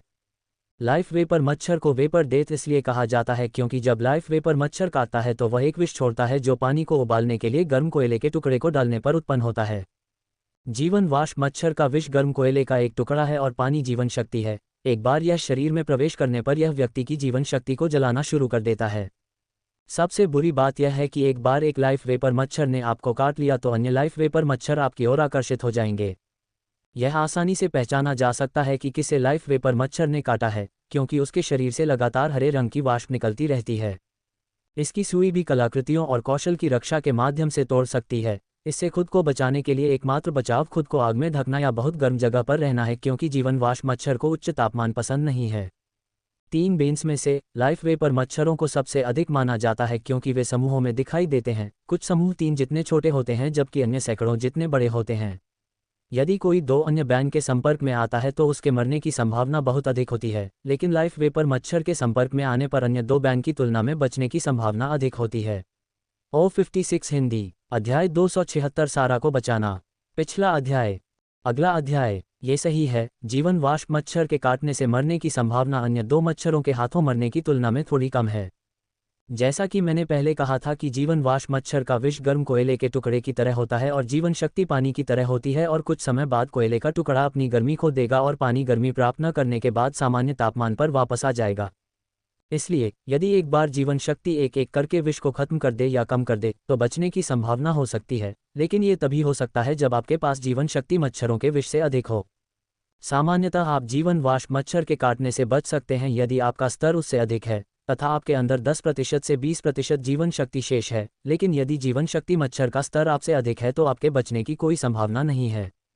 क्षमा करें, एक मौका है। एक व्यक्ति तब तक जीवित रह सकता है जब तक उसके पास प्रचुर जीवन शक्ति वाली चीजें हों, जैसे कि डैफोडिल मधुमक्खियों का शहद। जब तक कोई व्यक्ति जीवन वाष्प मच्छर के सभी विषयों को खत्म कर देता है तब तक वह जीवित रह सकता है, भले ही उसके पास 10% से कम जीवन शक्ति शेष हो, क्योंकि समय के साथ जीवन शक्ति को प्राकृतिक रूप से पुनः प्राप्त किया जा सकता है। कई लोगों ने लावा की धाराओं के पास अपने टैंक सक्रिय करना शुरू कर दिया था। उन्होंने अपने बाहरी हिस्से को सक्रिय कर दिया था। मास्टर स्टेज के जीवन वाष्प मच्छर आसानी से तंबू की सुरक्षा को भेद देते हैं, लेकिन अब यहाँ सक्रिय होने पर उन्हें ऐसा कोई डर नहीं है क्योंकि किसी भी स्तर का जीवन वाष्प मच्छर लावा के पास नहीं आएगा। मेरी गर्मी प्रतिरोध क्षमता बहुत अच्छी है और यह खाने की पूरी गड़बड़ी के बाद और भी बेहतर हो गई है, इसलिए मुझे तंबू को सक्रिय करने के बारे में ज़्यादा महसूस नहीं हुआ। और भी लोग आते रहे और उनकी संख्या 3000 से अधिक हो गई, लेकिन उन सभी लोगों में मैंने केवल 6 को ही लाइफ वेपर मच्छर के शिकार देखा। जीवन वाष्प मच्छर का जहर न केवल जीवन शक्ति को जला देता है बल्कि यह पूरी तरह से गतिहीन भी कर देता है, इसलिए यदि यह आपको डंक मार दे तो कुछ ही सेकंड में आप एक कदम भी आगे नहीं बढ़ पाएंगे। यही कारण है कि बहुत कम पीड़ितों को देखा जा सकता है, क्योंकि केवल बहुत अच्छे दोस्त या भाई बहन ही अपने जीवन को जोखिम में डालेंगे, क्योंकि लाइफ वेपर मच्छर का शिकार चुनना न केवल आप पर अतिरिक्त बोझ डालता है बल्कि कई और राक्षसों को भी आकर्षित करता है। 3 अभिशापों को देखकर लोग अपने जीवन को बचाने के लिए अपने दोस्तों का बलिदान कर देंगे। दूसरों को बचाना उनके दिमाग में आने वाला अंतिम विचार होगा। केवल वे लोग जिनके मजबूत रिश्ते हैं या जिनके बीच जीवन और मृत्यु की दोस्ती है, वे ही 3 अभिशापों का सामना करते समय दूसरों के बारे में सोचेंगे। पत्थर के जंगल से अधिक लोग बाहर आ रहे थे। जैसे ही वे पत्थर के जंगल से बाहर भागे, एक और शिकार आया। इस बार यह एक लड़की थी जो लड़के की पीठ पर थी और उसके बगल में एक और था जो पीड़ित को गिरने से बचा रहा था। ऐसा लग रहा था कि इस लड़की के शरीर से निकलने वाली हरी भाप अन्य सभी पीड़ितों की तुलना में असाधारण रूप से सघन थी। ये लड़की चली गई। मैंने सिर हिलाते हुए सोचा, इस लड़की को शायद बहुत शक्तिशाली लाइफ वेपर मच्छर या उनमें से कई ने काटा होगा, जिससे उसके शरीर से इतनी घनी भाप निकल रही होगी। मैं अपनी नज़र हटाने ही वाला था कि मेरी नज़र उस लड़की के चेहरे पर पड़ी। हालांकि वह काफ़ी बीमार दिख रही थी, फिर भी मैं उसे पहचानने में सक्षम था और अगले ही पल में अपने शरीर को आग की एक परत से ढकते हुए अपनी जगह से बाहर निकल गया। जिम, मैंने उनके पास पहुंचते ही जोर से कहा। मैं पहले जिम को नहीं पहचान पाया था क्योंकि उसने अपना पूरा नाइट ग्रेड आर्टिफैक्ट सक्रिय कर रखा था और उसके ऊपर उसका रक्षा कौशल भी सक्रिय था, जिससे दूरी से उसे पहचानना और भी मुश्किल हो गया था। जिम वह व्यक्ति है जो सारा को अपनी पीठ पर पकड़े हुए है, जबकि एक अन्य लड़की जो सारा के समान दिखती है सारा को सहारा दे रही है ताकि वह उसकी पीठ पर न गिरे। माइकल, जिम ने आश्चर्यचकित स्वर में उत्तर दिया, लेकिन उसका अधिकांश ध्यान ऊपर चढ़ने पर था। मैंने सारा की हालत को देखते हुए ज़्यादा बात नहीं की और बस उसके पीछे पीछे चल दिया। सारा जैसी दिखने वाली लड़की ने सतर्कता से मुझे पीछे आने से नहीं रोका। जिम ने लावा की धारा के पास रुकने और अपने तंबू को सक्रिय करने से पहले 10 मिनट तक चढ़ाई की। जिम का तंबू मेरे तंबू से बहुत अलग है। मेरा तंबू तो असली तंबू जैसा दिखता है, लेकिन वह एक छोटे से घर जैसा दिखता है। ये कम से कम मध्य या उच्च स्तर के नाइट ग्रेड तंबू, एक निवास इसके लिए एकदम सही शब्द होगा।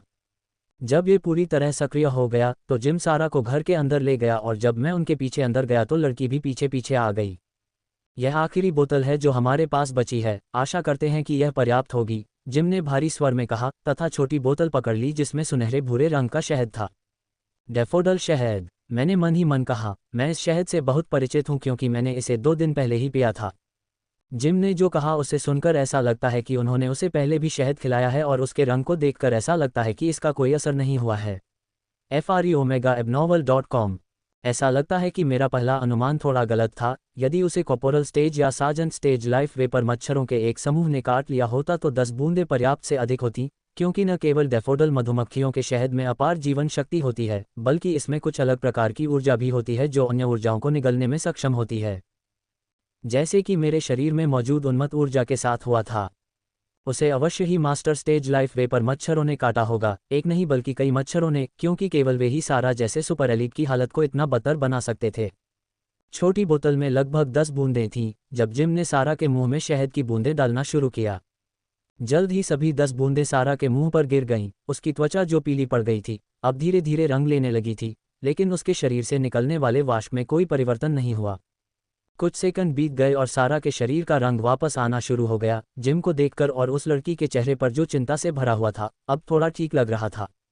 सब कुछ ठीक चल रहा था और मुझे लगा कि सारा बच जाएगी, लेकिन अचानक उसका शरीर जो रंग बदलने लगा था फिर से पीला पड़ने लगा।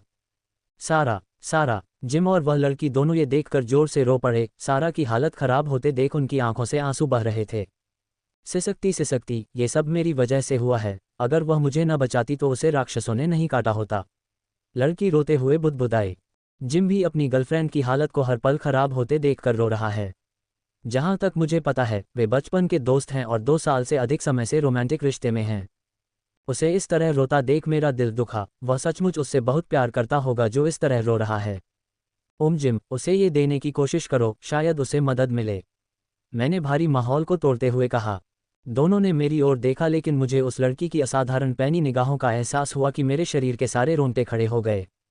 सुपर एलीट, ये लड़की वाकई सुपर एलीट है, मैंने सोचा। पीक कॉर्पोरल स्टेज मेरे लिए कोई खतरा नहीं है, मैं अपनी तलवार के एक ही वार से उन्हें काट सकता हूँ। ये इंसानों और राक्षसों दोनों पर लागू होता है, लेकिन इस लड़की की निगाहें मुझे बहुत ज्यादा खतरा महसूस करा रही हैं, ठीक वैसे ही जैसे सुबह मिड लेवल मॉन्स्टर स्टेज ने मुझे दिया था। तुम बेवकूफ़ हो, उसने कहा, लेकिन बीच में ही रुक गई। जब जिम ने जल्दी से मेरे हाथ से खोला नाजुक मामला लिया, उसमें से छोटे शहद के छत्ते को बाहर निकाला और सीधे सहर के मुंह में ठूंस दिया।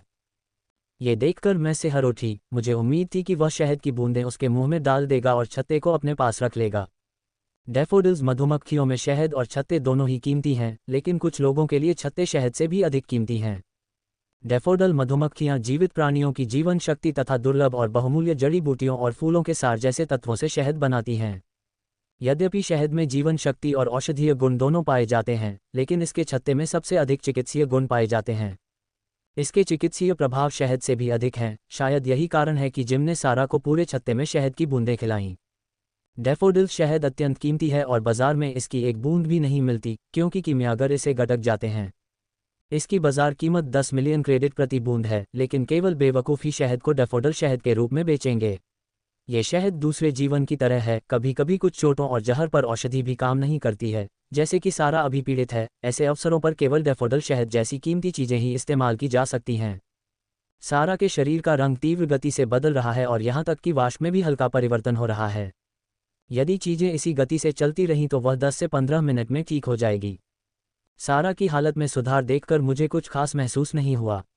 मैं और सारा एक दूसरे से मिलते तो हैं, लेकिन अभी तक हमने एक दूसरे से 10 शब्दों से ज़्यादा बात नहीं की है। सारा शुरू से ही मुझे पसंद नहीं करती थी। उसे शायद लगता था कि मैं उसके बॉयफ्रेंड का इस्तेमाल कर रहा हूँ। पहले तो मैंने उससे बात करने की कोशिश की, क्योंकि वह मेरी गर्लफ्रेंड थी और अब तक देखी गई सबसे खूबसूरत लड़कियों में से एक थी, लेकिन उसे मुझमें कोई दिलचस्पी नहीं थी। इसलिए मैंने उससे बात करना बंद कर दिया और फिर जब भी हम मिलते तो एक दूसरे को नज़रअंदाज कर देते। धन्यवाद, जिम ने कहा। जैसे ही सारा के शरीर से भाप निकलना बंद हुआ और उसके शरीर की स्थिति को देखते हुए वह कुछ घंटों में जाग जाएगी, मैंने बस सिर हिलाया और तंबू से बाहर चला गया ताकि अपनी उपस्थिति से उन्हें और परेशान न करूं। जब मैं बाहर गया तो मुझे ये देखकर आश्चर्य हुआ कि लोगों की संख्या फिर से बढ़ गई थी और अब उनकी संख्या लगभग 6000 से कम लग रही थी। अभी दोपहर हो चुकी है, 1 घंटे में सूरज ढलना शुरू हो जाएगा मेरी मूल योजना 2 घंटे तक प्रशिक्षण लेने की थी। उसके बाद रात बिताने के लिए एक सुरक्षित स्थान ढूंढना था, क्योंकि बहते लावा के पास शिविर लगाना उतना अच्छा नहीं लगता, लेकिन अब ये सबसे अच्छा स्थान है जहाँ कोई भी चैन की नींद सो सकता है। कठोर जमीन पाकर मैं तपती गर्मी में बैठकर सूर्य को देखता रहा और स्रोत के रहस्यों के बारे में सोचता रहा। एशलिन का स्रोत रहस्यों से भरा था और जब भी मैं इसके बारे में सोचता हूं तो मैं इसके वैभव पर आश्चर्यचकित हुए बिना नहीं रह पाता।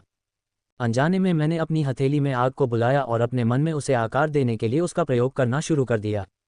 मेरी आग की संरचना और गुणों में बड़ा परिवर्तन आया है और अब मुझे इसे नियंत्रित करने के लिए थोड़ी अधिक मेहनत करनी होगी। हा, अंततः सफलता मिली। मैंने खिलखिलाती हंसी के साथ कहा। मुट्ठी के आकार का छोटा मानवरूपी प्राणी मेरी हथेली पर खड़ा था। मैं इसे बनाने की कोशिश महीनों से कर रहा था, लेकिन इसे बनाने में तभी सक्षम हो पाया जब मुझे स्रोत के रहस्यों से प्रेरणा मिली। मैं इस आकृति को बनाने का प्रयास 1 महीने से कर रहा था, लेकिन कभी सफल नहीं हो पाया। हर बार जब मैंने इसे बनाने की कोशिश की तो आग पर मेरे ढीले नियंत्रण के कारण यह आधे रास्ते में ही ढह गई। मैं कई बार इसे बनाने के बहुत करीब पहुंच गया था, लेकिन अंतिम रूप देने से पहले ही यह ढह गया। मैं आश्चर्य से चांदी की मानव आकृति को देखता हूं और धीरे धीरे इसे हिलाना शुरू कर देता हूं। मैं इसे लेकर बहुत सतर्क हूं कि कोई गलती न हो जाए, कहीं ऐसा न हो कि यह मेरे पिछले प्रयासों की तरह ढह जाए।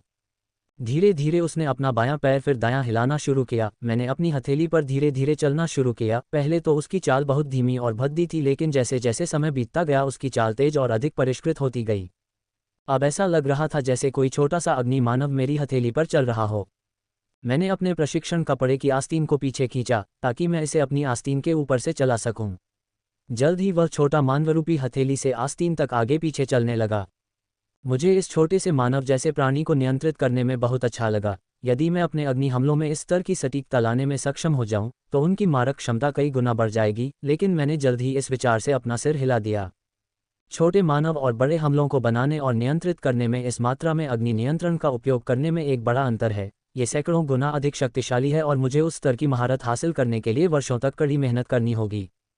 फिर भी मैं कड़ी मेहनत करने के लिए तैयार हूं और ऐसा करने के लिए पहले से ही तैयार हूं। जब तक मैं कुछ वर्षों तक संरक्षण करता रहूंगा, मुझे पता है कि मैं अपनी अग्नि क्षमता का सटीक नियंत्रण के साथ उपयोग करने में सक्षम हो जाऊंगा और उस समय मैं जो नुकसान पहुंचाऊंगा वह आश्चर्यजनक होगा। आपकी अपनी क्षमता पर आपका बहुत अधिक नियंत्रण है। मैंने अपने पीछे एक स्त्री की आवाज़ सुनी। मैं अपने पीछे एक आवाज़ सुनकर चौंक गई, जिससे मुझे लगा कि मैंने अपनी क्षमता पर लगभग नियंत्रण खो दिया है। मुझे खेद है, मेरा आपको चौंकाने का कोई इरादा नहीं था, स्त्री स्वर ने फिर कहा और वह तुरंत मेरे सामने आ गई। ये वही है जो सारा की तरह दिखती थी। मैंने उसकी आवाज़ केवल एक बार सुनी थी, लेकिन उस समय वह गुस्से में थी और मुझे कोस रही थी। वह शहद देने के लिए धन्यवाद। मेरी बहन इसके बिना जीवित नहीं रह पाती और पहले मेरे अशिष्ट व्यवहार के लिए फिर से क्षमा चाहती हूँ। उसने एक ही वाक्य में धन्यवाद दिया और माफ़ी भी मांगी। कोई बात नहीं, जिम मेरा अच्छा दोस्त है। मैंने उसकी ओर देखे बिना ही उत्तर दिया, क्योंकि मेरा पूरा ध्यान अपनी हथेली में उस छोटे आदमी को नियंत्रित करने पर था। सामान्य समय में मैं अधिक दयालु होता और उसकी ओर देखता, लेकिन मेरी हथेली में मौजूद ये छोटी सी मानव आकृति बहुत महत्वपूर्ण है, क्योंकि मुझे नहीं पता कि मैं इसे जल्दी बना पाऊंगा या नहीं। मैं इससे और अधिक परिचित होना चाहता हूं, ताकि अगली बार जब मैं इसे बनाने का प्रयास करूंगा तो मुझे आसानी होगी। वह मेरी अपेक्षा के अनुरूप चली नहीं गई, बल्कि मेरे पास बैठ गई और मेरी हथेली में उस छोटे आदमी को देखती रही। मैं उसे नियंत्रित करती रहती हूँ और छोटी छोटी हरकतें करती हूँ। उसके पैर हिलाने के बाद मैंने उसके हाथों को भी हिलाने की कोशिश की, लेकिन ये बहुत कठिन है। न केवल मुझे लगातार उसका आकार बनाए रखना है, बल्कि मैं अपना ध्यान उसके पैरों को हिलाने पर केंद्रित करती हूँ और अब मैं उसके हाथों को भी हिलाने की कोशिश कर रही हूँ। माइकल, मुझे नहीं पता कि अपनी क्षमता पर तुम्हारा नियंत्रण इतना अच्छा है। मैंने पीछे से जिम की आवाज़ सुनी और मेरा ध्यान इतना बंध गया कि वह छोटा मानवरूपी प्राणी मेरी हथेली में गिर पड़ा। जिम, मैंने जोर से पुकारा और जब मैंने अपनी नज़र ऊपर उठाई तो मेरी नज़र उस लड़की पर पड़ी जो मेरे बगल में बैठी थी।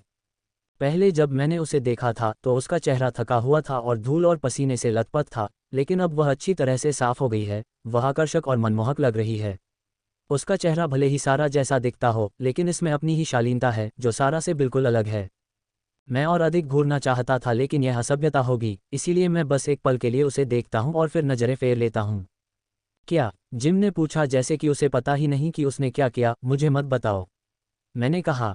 मैं महीनों से इसका अभ्यास कर रहा था, अब तुम्हें आकर मेरा ध्यान भटकाना पड़ा, मैंने नकली गुस्से में कहा और मेरे बगल में बैठी लड़की पर नज़र डाली जो सामने की ओर देख रही थी।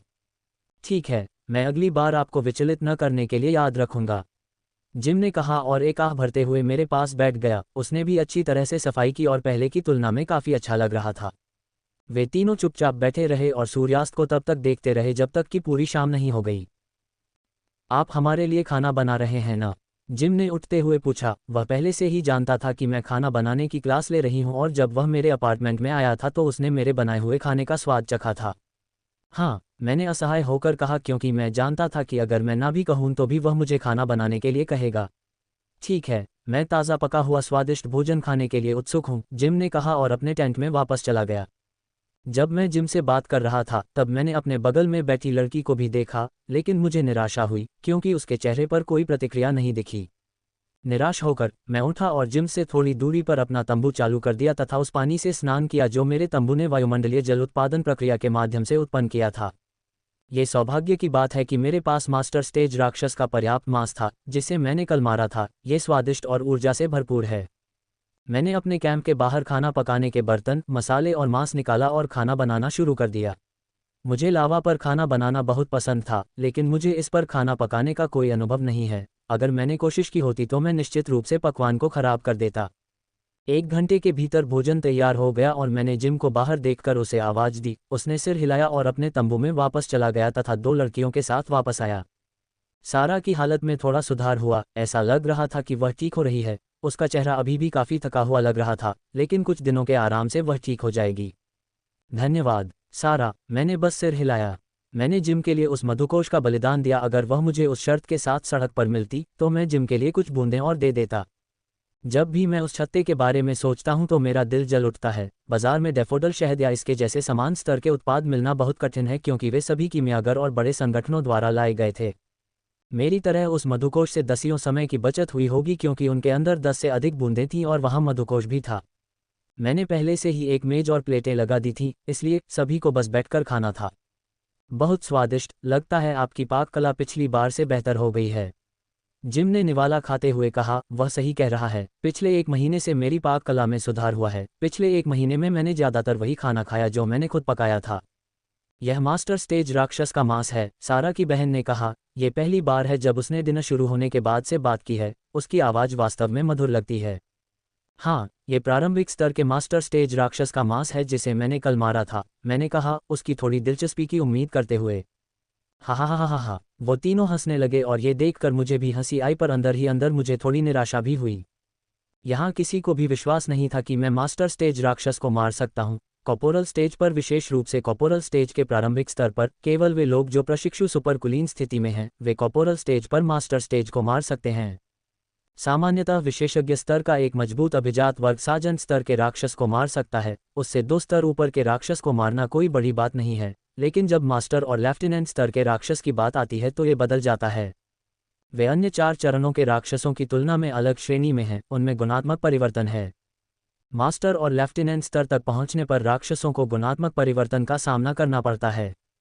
यहाँ तक कि मैं प्रारंभिक स्तर के मास्टर स्टेज राक्षसों को मारने में सक्षम था क्योंकि मेरे पास 2 सर्वोत्तम शीर्ष निम्न स्तरीय नाइट ग्रेड कौशल थे, इसलिए उनके लिए मुझ पर विश्वास न करना काफ़ी सामान्य है। हमने जल्दी ही भोजन समाप्त कर लिया और जब मैं प्लेटें साफ करने लगी तो जिम ने ये काम करने की पेशकश करते हुए कहा कि वह कम से कम इतना तो कर ही सकता है। मैंने कहा, ठीक है, और अपने तंबू के अंदर चला गया। तभी मैंने देखा कि एशलिन पेट के बल लेटी हुई थी और उसके चेहरे पर एक सुखद मुस्कान थी। मैंने उसे तंबू से बाहर जाने से मना कर दिया क्योंकि बाहर लाइफ वेपर मच्छरों का खतरा था और मेरे पास अब डैफोडिल शहद भी नहीं है जिससे उसे बचाया जा सके यदि उसे कोई काट ले। इसलिए उसके लिए तंबू के अंदर खाना खाना सबसे अच्छा है। जिम और अन्य लोगों ने भी अपने राक्षसों के साथ ऐसा ही किया। ये देखकर कि अब और कुछ करने को नहीं है, मैंने ये देखने का निर्णय लिया कि क्या मैं फिर से उस छोटे अग्नि मानव का निर्माण कर सकता हूँ। मैंने फिर से अपनी हथेली में चांदी की आग को बुलाया और अपनी इच्छा के अनुसार इसे आकार देना शुरू कर दिया। पहले तो सब ठीक चल रहा था, मैंने इसके पैर बनाए थे और धड़ बनाना शुरू ही करने वाला था कि यह ढह गया। मैं लगातार आगे बढ़ता रहा, लेकिन जब भी मैं धड़ क्षेत्र तक पहुंचता तो असफल हो जाता, लेकिन मैंने प्रयास जारी नहीं रखा और धड़ के फिर से ढहने से पहले मैं धड़ बनाने में सफल रहा। दस्तक दस्तक, मैं पुनः प्रयास करने वाला हूं, लेकिन मेरे तंबू पर दस्तक हो रही है। अंदर आइए, मैंने ऊंची आवाज में कहा। मुझे पता था कि यह जिम है। जिम मेरे तंबू के अंदर आया और साफ बर्तन मेज पर रख दिए। मैंने तुम्हें सीमा तोड़ने पर बधाई नहीं दी है। बधाई हो, जिम ने कहा और उसने मुझे हल्के से गले लगाया और मेरे बगल में बैठ गया। ये कठिन रहा होगा, है ना?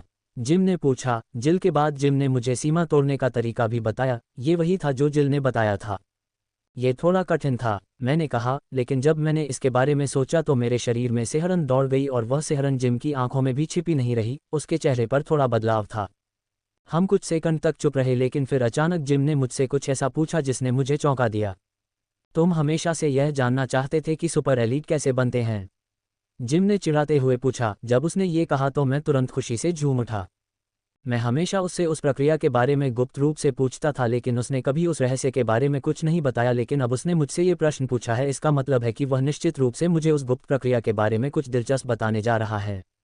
जिम के प्रश्न ने मुझे चौंका दिया और इतना उत्तेजित कर दिया कि मैं कुछ सेकंड के लिए ठीक से सोच भी नहीं पाया। हाँ, मैं वास्तव में जानना चाहता हूँ, मैंने उत्साह में जल्दी से कहा। मैं हमेशा से ही सुपर एलीट को प्रशिक्षित करने की प्रक्रिया के बारे में उत्सुक रहा हूँ। मुझे कुछ छोटी छोटी बातें पता हैं जो मैंने यहाँ वहाँ सुनी हैं, लेकिन पूरी सच्चाई नहीं। जैसा कि आप जानते हैं कि 20 वर्ष से कम आयु के प्रत्येक कॉर्पोरल स्टेज एलीट को सुपर एलीट प्रशिक्षण के लिए परीक्षा देने का मौका मिलता है, जिम ने कहा। मैंने सिर हिलाया। संगठन के प्रत्येक युवा सदस्य की आकांक्षा सुपर एलीट प्रशिक्षण के लिए अर्हता प्राप्त करना है, लेकिन ये बहुत कठिन है। मुश्किल से 1000 में से एक एलीट सुपर एलीट प्रशिक्षण के लिए अर्हता प्राप्त कर पाता है। सुपर एलीट प्रशिक्षण 3 महीने तक चलता है और इसके 2.5 महीने का प्रशिक्षण मुख्य रूप से न्यूनतम सर्वोच्च लड़ाकू अभ्यास के 10 मुहरों के निर्माण पर केंद्रित होता है। उन्होंने कहा, आपने अवश्य सुना होगा कि 10वीं मुहर के निर्माण के बाद मुहरों में बड़ा परिवर्तन हुआ। मैंने सिर हिलाया और कहने ही वाला था कि मैंने पहले ही परिवर्तन का अनुभव कर लिया है, लेकिन जिम ने फिर से समझाना शुरू कर दिया।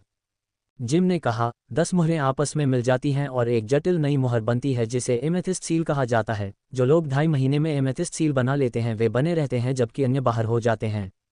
मैं कल्पना नहीं कर सकता कि उन्हें एमेथिस्ट सील बनाने के लिए प्रशिक्षण कितना कठिन होगा, क्योंकि यह 20 वर्ष से कम आयु वालों के लिए कठिन है, विशेष रूप से 9वीं और 10वीं सील के लिए, क्योंकि इसमें न केवल अत्यधिक दर्द महसूस करना पड़ता है बल्कि प्रतिरोध पर भी काबू पाना पड़ता है, जो मुख्य कारण है कि लोग 8 सील बनाने के बाद भी अटक जाते हैं, जैसे कि मैं, जिसने 8 महीने तक एक भी चाल नहीं चली। जहां तक संगठनों द्वारा दर्द कम करने में मदद करने वाली विशेष औषधि बनाने की बात है तो ये सिर्फ मिथक है और दर्द कम करने में इस्तेमाल की जाने वाली मशीनें सिर्फ शुरुआती सील बनाने में मदद करती हैं। बाद में दर्द इतना बढ़ गया कि मशीनें भी बेकार हो गईं। जिम कुछ देर तक चुप रहा और उसका चेहरा शर्म से लाल हो गया। ये सब मैं पहले से ही जानता था। जिम ने बस अंतराल को भर दिया, जैसे कि एमेथिस्ट सील को सुपर एलीट के लिए न्यूनतम आवश्यकता बताया। जिम ने पूछा, आपने ये सोचा होगा या किसी से यह प्रश्न सुना होगा कि सुपर एलीट अन्य लोगों की तुलना में इतने शक्तिशाली क्यों होते हैं? मैंने फिर से सिर हिलाकर सहमति जताई। सुपर अभिजात वर्ग बहुत मजबूत होते हैं। कोई भी कॉर्पोरल स्टेज सुपर एलीट किसी भी स्तर के मास्टर स्टेज राक्षस से लड़ सकता है, कुछ तो लेफ्टिनेंट स्टेज के खिलाफ भी जा सकते हैं। मैंने उन्हें कभी कोई औषधि पीते नहीं देखा और सबसे महत्वपूर्ण बात यह है कि उनकी ऊर्जा अलग ही महसूस होती है। सभी इवॉल्वर्स में मैना एक ही परिचित अनुभूति देती है, लेकिन प्रशिक्षु सुपर एलीट और सुपर एलीट द्वारा जारी मैना पूरी तरह से अलग है। न केवल ये बहुत सघन लगता है, बल्कि इसमें कुछ अलग भी है जो इसे बहुत घातक बनाता है। यही कारण है कि उनका हमला उनके समान स्तर के सामान्य इवॉल्वर हमले से 5 से 6 गुना अधिक शक्तिशाली होता है। ऊर्जा के साथ हुई मेरी घटना के बाद मैंने अनुमान लगाया था कि उन्होंने अपने स्रोत में बरसिक ऊर्जा जैसी ऊर्जा भर दी होगी, लेकिन ऐसा करना बहुत खतरनाक बात है क्योंकि इससे न केवल क्षमता बल्कि शरीर पर भी असर पड़ता है। यदि किसी दिन किसी कारणवश मेरे स्रोत में निडर ऊर्जा अधिक हो जाए तो यह मेरे शरीर को नुकसान पहुंचाना शुरू कर देगी। वर्तमान में निडर ऊर्जा की मात्रा बहुत कम है और मेरा शरीर निडर ऊर्जा को संभालने के लिए पर्याप्त रूप से मजबूत है। यह इसी कारण से है, जिम ने कहा और अपनी होलोवॉच से एक छोटी सी चीज़ की छवि प्रक्षेपित की। वह चीज़ चावल के दाने के आधे आकार की थी। ये ड्यूक स्तर के पावरहाउस की क्रिस्टलीकृत ऊर्जा है। इसे एक विशेष प्रक्रिया द्वारा हमारे अंदर रखा गया है। मैंने ड्यूक स्तर के पावरहाउस का नाम कभी नहीं सुना, लेकिन यह निश्चित रूप से 12 चरणों से ऊपर है। हमें इस क्रिस्टलीकृत अनाज की ऊर्जा को हमारे विशेष शोधन इंजन के माध्यम से हमारे स्रोत में डालना होगा। जितना अधिक हम इसे अपने स्रोत में डालेंगे, हम उतने ही मजबूत बनेंगे। उन्होंने कहा, यह न केवल हमारे मन में गुणात्मक परिवर्तन लाता है, बल्कि हमारे शरीर को भी परिष्कृत करता है, जिससे वह अधिक मजबूत और दृढ़ बनता है। यद्यपि मैंने पहले से ही अनुमान लगाया था, लेकिन ये सुनकर मैं अंदर तक स्तब्ध हो गया और मुझे स्तब्ध देखकर मेरे चेहरे पर खुशी के भाव उभर आए। क्या ये बहुत जोखिम भरा नहीं है? अगर यह क्रिस्टलीय कण गलती से पिघल गया तो शरीर के पास विस्फोट के अलावा कोई विकल्प नहीं होगा। मैंने पूछा क्योंकि मुझे इस मामले में व्यक्तिगत अनुभव था। मास्टर स्टेज राक्षस कोर की सिर्फ 5% ऊर्जा मुझे विस्फोट करने के लिए पर्याप्त थी और यह क्रिस्टलीय ग्रेड बहुत उच्च स्तर के पावरहाउस की संघनित ऊर्जा है। जिम ने मुस्कुराते हुए अपना सिर हिलाया। आपका प्रश्न सही है, लेकिन ये क्रिस्टलीय कण शरीर के अंदर रूनिक शिलालेखों द्वारा सील किया गया है, जो ऊर्जा के रिसाव को रोकते हैं, और यदि रूनिक शिलालेख विफल भी हो जाए तो चिंता करने की कोई आवश्यकता नहीं है, क्योंकि उस ऊर्जा की प्रकृति बहुत हल्की है। ये शरीर को नुकसान पहुंचाने के बजाय बाहर निकल जाएगी। जिम ने कहा। विस्फोट का कोई खतरा न होने के कारण व्यक्ति इस ऊर्जा को स्रोत और शरीर के साथ एकीकृत करने पर पूरी तरह से ध्यान केंद्रित कर सकता है। इसमें कोई आश्चर्य नहीं कि सुपर अभिजात वर्ग इतने शक्तिशाली होते हैं। शक्तिशाली विशेषज्ञ की ऊर्जा हमारे साथ मिलकर ये हर इवॉल्वर का गीला सपना है। अस्की ये सोच रहा है कि यह एक खतरनाक विचार मेरे दिमाग में आया था, लेकिन मैंने इसे बाद में इसके बारे में सोचने के लिए अपने अंदर रख लिया। क्या आप जानते हैं कि प्रशिक्षु सुपर एलीट और सुपर एलीट के बीच क्या अंतर है, क्योंकि दोनों के शरीर में ये क्रिस्टलीय दाना सील होता है? जिम ने फिर पूछा।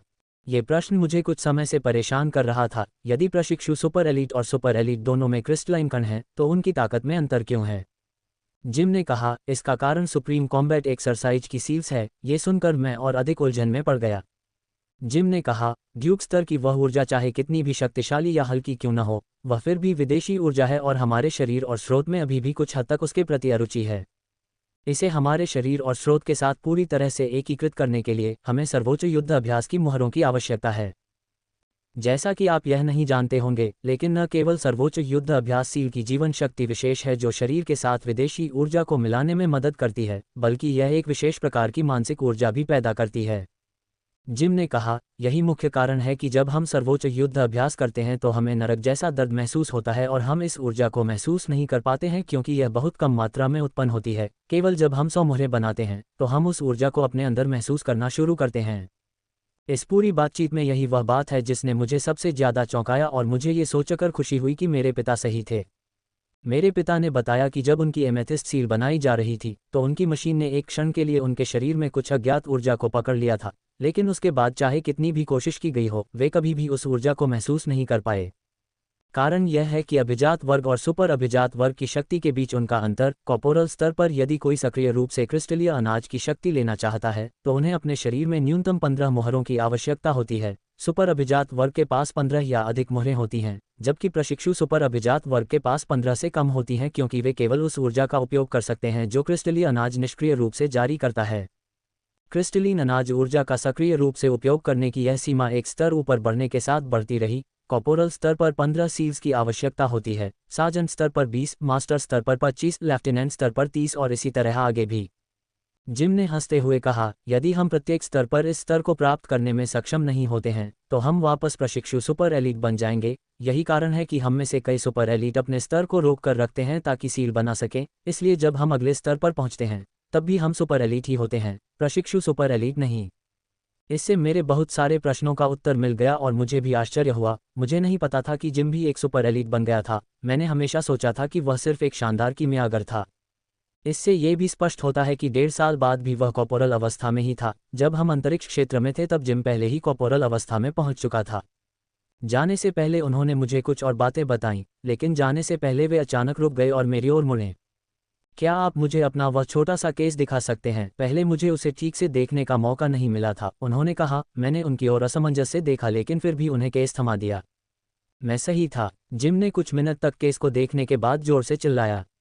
उसकी उत्साहित चीख सुनकर मैं उसे अजीब तरह से देखता हूँ। जिम को इतना उत्साहित देखना बहुत दुर्लभ है। मैंने उसे बहुत कम बार इतना उत्साहित देखा है। जिम ने कहा, आप बहुत भाग्यशाली हैं कि आपको यह मिला। मुझे इसी स्तर का भंडारण उपकरण पाने के लिए अपनी मां से महीनों तक विनती करनी पड़ी थी। भंडारण कलाकृतियाँ? मैंने असमंजस में पूछा, क्योंकि मुझे लग रहा था कि यह एक बहुत अच्छा संरक्षण बॉक्स है। ऐसा लग रहा है कि इस पर बने रून केवल दिखावे के लिए नहीं थे। लेकिन इससे पहले कि मैं उससे कुछ पूछ पाता, उसने खुद ही अपनी व्याख्या शुरू कर दी। हाँ, यह एक विंटेज उच्च स्तरीय नाइट ग्रेड भंडारण कलाकृति है, और इस प्रकार का डिज़ाइन एक सदी पहले काफ़ी लोकप्रिय हुआ करता था, लेकिन अब लोग पॉकेट प्रकार के भंडारण कलाकृति का उपयोग करते हैं। इसके लिए परिष्कृत मैना क्रिस्टल की आवश्यकता है। मेरे पास जो गैर परिष्कृत क्रिस्टल है वह इस पर काम नहीं करेगा, उसने खेद के साथ कहा।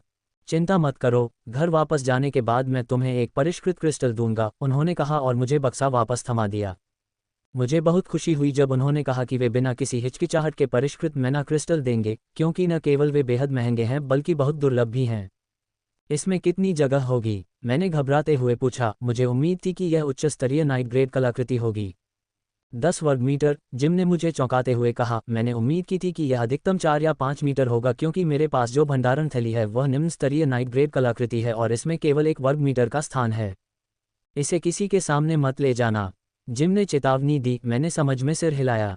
उच्च श्रेणी के भंडारण उपकरणों का आकर्षण बहुत अधिक है, इसका स्थान निम्न स्तरीय भंडारण उपकरणों की तुलना में 10 गुना अधिक है। वह ये कहकर जल्दी ही चले गए कि मुझे प्रशिक्षण पर जाने से पहले दोपहर का भोजन तैयार करना है, जिसके लिए मैंने तुरंत सहमति दे दी। जैसे ही जिम चला गया और मैंने अपना तंबू कसकर बंद कर दिया और सार्जेंट स्तर के कोर की परवाह किए बिना अधिकतम सुरक्षा पर अपना तंबू सक्रिय कर दिया, मैं हर आधे घंटे में जल रहा था। ये देखने के बाद कि सब कुछ सुरक्षित है, मैंने एक अंगूठे के आकार का रंगहीन क्रिस्टल निकाला। ये परिष्कृत क्रिस्टल है जो उस भुगतान का हिस्सा था जो शॉन ने मुझे और सारा को दिया था। मुझे नहीं पता कि क्यों, लेकिन मेरे दिमाग में कभी भी मैना क्रिस्टल का ख्याल नहीं आया। इस पूरे समय में मैं एक बेवकूफ़ की तरह राक्षस कोर का उपयोग कर रहा था। मैंने ध्यानपूर्वक मैना क्रिस्टल को स्लॉट पर रखा और अगले ही क्षण उस पर लगे सभी रून हल्के से चमक उठे और जब मैंने केस खोला तो मुझे वहां मेरी जेब में रखे सामान की तरह ही अंधकार में स्थान के अलावा कुछ नहीं दिखाई दिया। ये वास्तव में स्टोरेज आर्टिफैक्ट है, मैंने मन ही मन सोचा। अभी तक मेरे मन में कुछ संदेह थे, लेकिन अंधेरे स्थान को देखकर सब साफ हो गया। जब मैंने इसके अंदर देखा तो मेरे मुंह से अनायास ही ध्वनि निकल गई। इसके अंदर कागज़ की किताबें हैं, प्रत्येक किताब लगभग 100 पृष्ठों की मोटी है। ऐसा लगता है कि इनकी संख्या लगभग 100 है। कागज़ देखने में बहुत दुर्लभ है, केवल उच्च वर्ग के लोग ही इसे अपनी हैसियत के प्रतीक के रूप में प्रयोग करते हैं।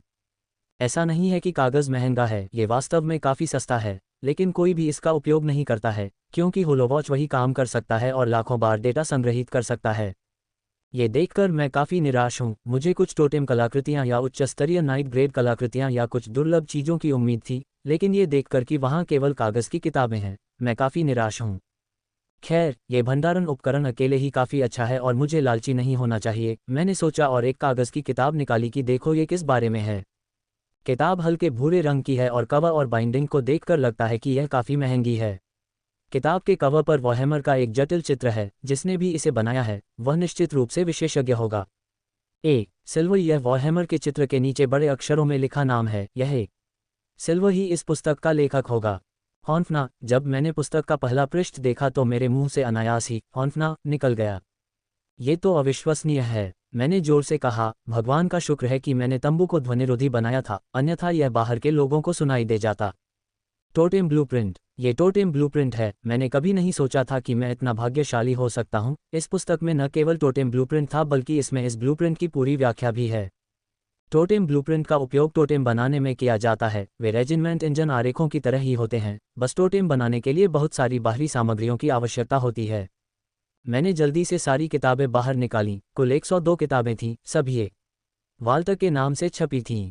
ये कुछ रूनमास्टर का संग्रह होना चाहिए जो टोटेम ब्लूप्रिंट बनाने में माहिर हैं। रूनमास्टर एक पेशा है जो रून से संबंधित है। इस पेशे की कई शाखाएं हैं और जो विशेष रूप से टोटेम ब्लूप्रिंट के डिजाइनिंग से संबंधित है उन्हें टोटेम मास्टर के रूप में जाना जाता है। जिल के माता पिता भी रूनमास्टर हैं, वे किस शाखा के हैं यह मुझे नहीं पता। मैं केवल रून्स और टोटेम डिजाइनिंग के बारे में बुनियादी जानकारी रखता था, लेकिन फिर भी मैं काफ़ी कुछ समझने में सक्षम था। अगर मैं इन पुस्तकों और टोटेम बनाने वाली पुस्तकों का गहराई से अध्ययन करता हूं, तो मैं लेफ्टिनेंट स्तर तक पहुंचने तक अपना खुद का टोटेम डिज़ाइन करने में सक्षम हो सकता हूं। मैंने इन पुस्तकों को काफ़ी समय तक पढ़ा क्योंकि उनमें विभिन्न प्रकार के टोटेम के बारे में बताया गया था। कुछ टोटेम तो बिल्कुल ही अजीब थे जिनके बारे में मैंने कभी नहीं सुना था कि इस प्रकार के टोटेम भी मौजूद हैं। जाने से पहले मैंने अपनी माँ को वह टोटेम पुस्तक दी थी जो मेरे पास है, इस उम्मीद में कि वह कम से कम एक बार तो इसे पढ़ेंगी, लेकिन उनके चेहरे पर बिल्कुल भी दिलचस्पी न होने के भाव को देखकर मुझे नहीं लगता कि वह उस पुस्तक को खोलेंगी। मैं इसे घंटों पढ़ता रहा और तभी रुका जब मुझे बाहर से आवाज़ सुनाई दी। उत्सुकता महसूस करते हुए मैंने 360 डिग्री प्रक्षेपण सक्रिय कर दिया। पता चला कि कुछ लोग जिम के शिविर में आए थे और जिम उन्हें जानता था क्योंकि वह उनके प्रति बहुत मित्रवत व्यवहार करता था। freewebnovel.com, वे अवश्य ही उसके संगठन के सदस्य रहे होंगे। जब सारा को लाइफ वेपर मच्छर ने काटा था तब जिम ने अपने संगठन के सदस्य को SOS संकेत भेजा था। वे अवश्य ही काफ़ी दूर रहे होंगे क्योंकि उन्हें वहां पहुंचने में 6 घंटे से अधिक समय लगा था। ये देखने के बाद कि सब कुछ ठीक है, मैंने प्रक्षेपण बंद कर दिया और श्रृंखला मूड के साथ कुछ सोचना शुरू कर दिया। वह क्रिस्टलीय अनाज ड्यूक चरण विशेषज्ञ की केंद्रित ऊर्जा के अलावा कुछ भी नहीं है। अगर हम इस सोच से चलते हैं तो राक्षस कोर कुछ भी नहीं बल्कि उस उच्च स्तरीय विशेषज्ञ की विभिन्न प्रकार की ऊर्जा की तरह केंद्रित बर्सिक ऊर्जा है। इस समानता के लिए उनके बीच कई अंतर हैं। सबसे पहले और सबसे महत्वपूर्ण बात है ऊर्जा का स्तर। क्रिस्टलीय कण में निहित ऊर्जा का स्तर बहुत अधिक है और इसकी मात्रा भी बहुत अधिक है। जिम ने कहा कि भले ही वह अपनी पूरी कोशिश कर लें, लेकिन उस कण को पिघलाने में उन्हें वर्षों लग जाएंगे। क्रिस्टलीय कणों में ऊर्जा की तुलना करें तो राक्षस कोर में बेसिक ऊर्जा वास्तव में नगण्य है। ये रेत के कणों की तुलना बड़े पत्थर से करने जैसा होगा। उनके बीच गुणात्मक और मात्रात्मक दोनों अंतर हैं। अंतिम लेकिन कम महत्वपूर्ण नहीं, दोनों ऊर्जाओं का स्वाद, उनकी प्रकृति एक दूसरे से एकदम विपरीत है। एक हल्की होती है जो नियंत्रण से बाहर होने पर भी शरीर को नुकसान पहुंचाए बिना बाहर निकल जाती है, जबकि दूसरी उन्मत्त ऊर्जा होती है जिसका नाम ही उसके उन्मत्त स्वभाव को दर्शाता है। यह अत्यंत विनाशकारी और अनियंत्रित प्रकृति का है। यदि कोई इसे अपने शरीर से अधिक मात्रा में ले ले तो उसके पास विस्फोट होने के अलावा कोई विकल्प नहीं रह जाता। जब मैं जिम से बात कर रहा था तो मेरे मन में एक साहसी और खतरनाक विचार आया, लेकिन मैंने इसे दबा दिया क्योंकि मैंने सोचा था कि बाद में इस पर विचार करूंगा। लेकिन अब जितना अधिक मैं इसके बारे में सोचता हूं, यह उतना ही अधिक विश्वसनीय लगता है। मैं अब तक सुपर एलीट को बहुत हल्के में लेता रहा था। मैंने उन्हें कभी अपनी पूरी शक्ति का प्रयोग करते नहीं देखा था, लेकिन जिम से बात करके मुझे उनकी असली ताकत का अंदाजा लगने लगा है।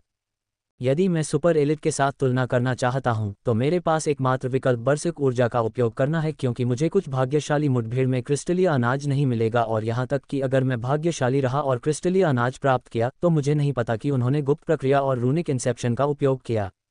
मैं कह सकता हूं कि अन्य साहसी लोगों की तुलना में मैं काफ़ी भाग्यशाली हूं, क्योंकि मेरे पास रिफाइनमेंट इंजन है जो बेसिक ऊर्जा को परिष्कृत कर सकता है, और शरीर में पर्याप्त सील भी है जो कि कुछ मात्रा में बेसिक ऊर्जा को संभाल सकता है। मन ही मन मैंने अपने भंडार से एक राक्षस कोर निकाला और उसे खाकर यह प्रयोग शुरू किया। अगर सफल रहा तो मैं जल्द ही सुपर एलीट के साथ बराबरी की लड़ाई लड़ने की ताकत हासिल कर लूंगा।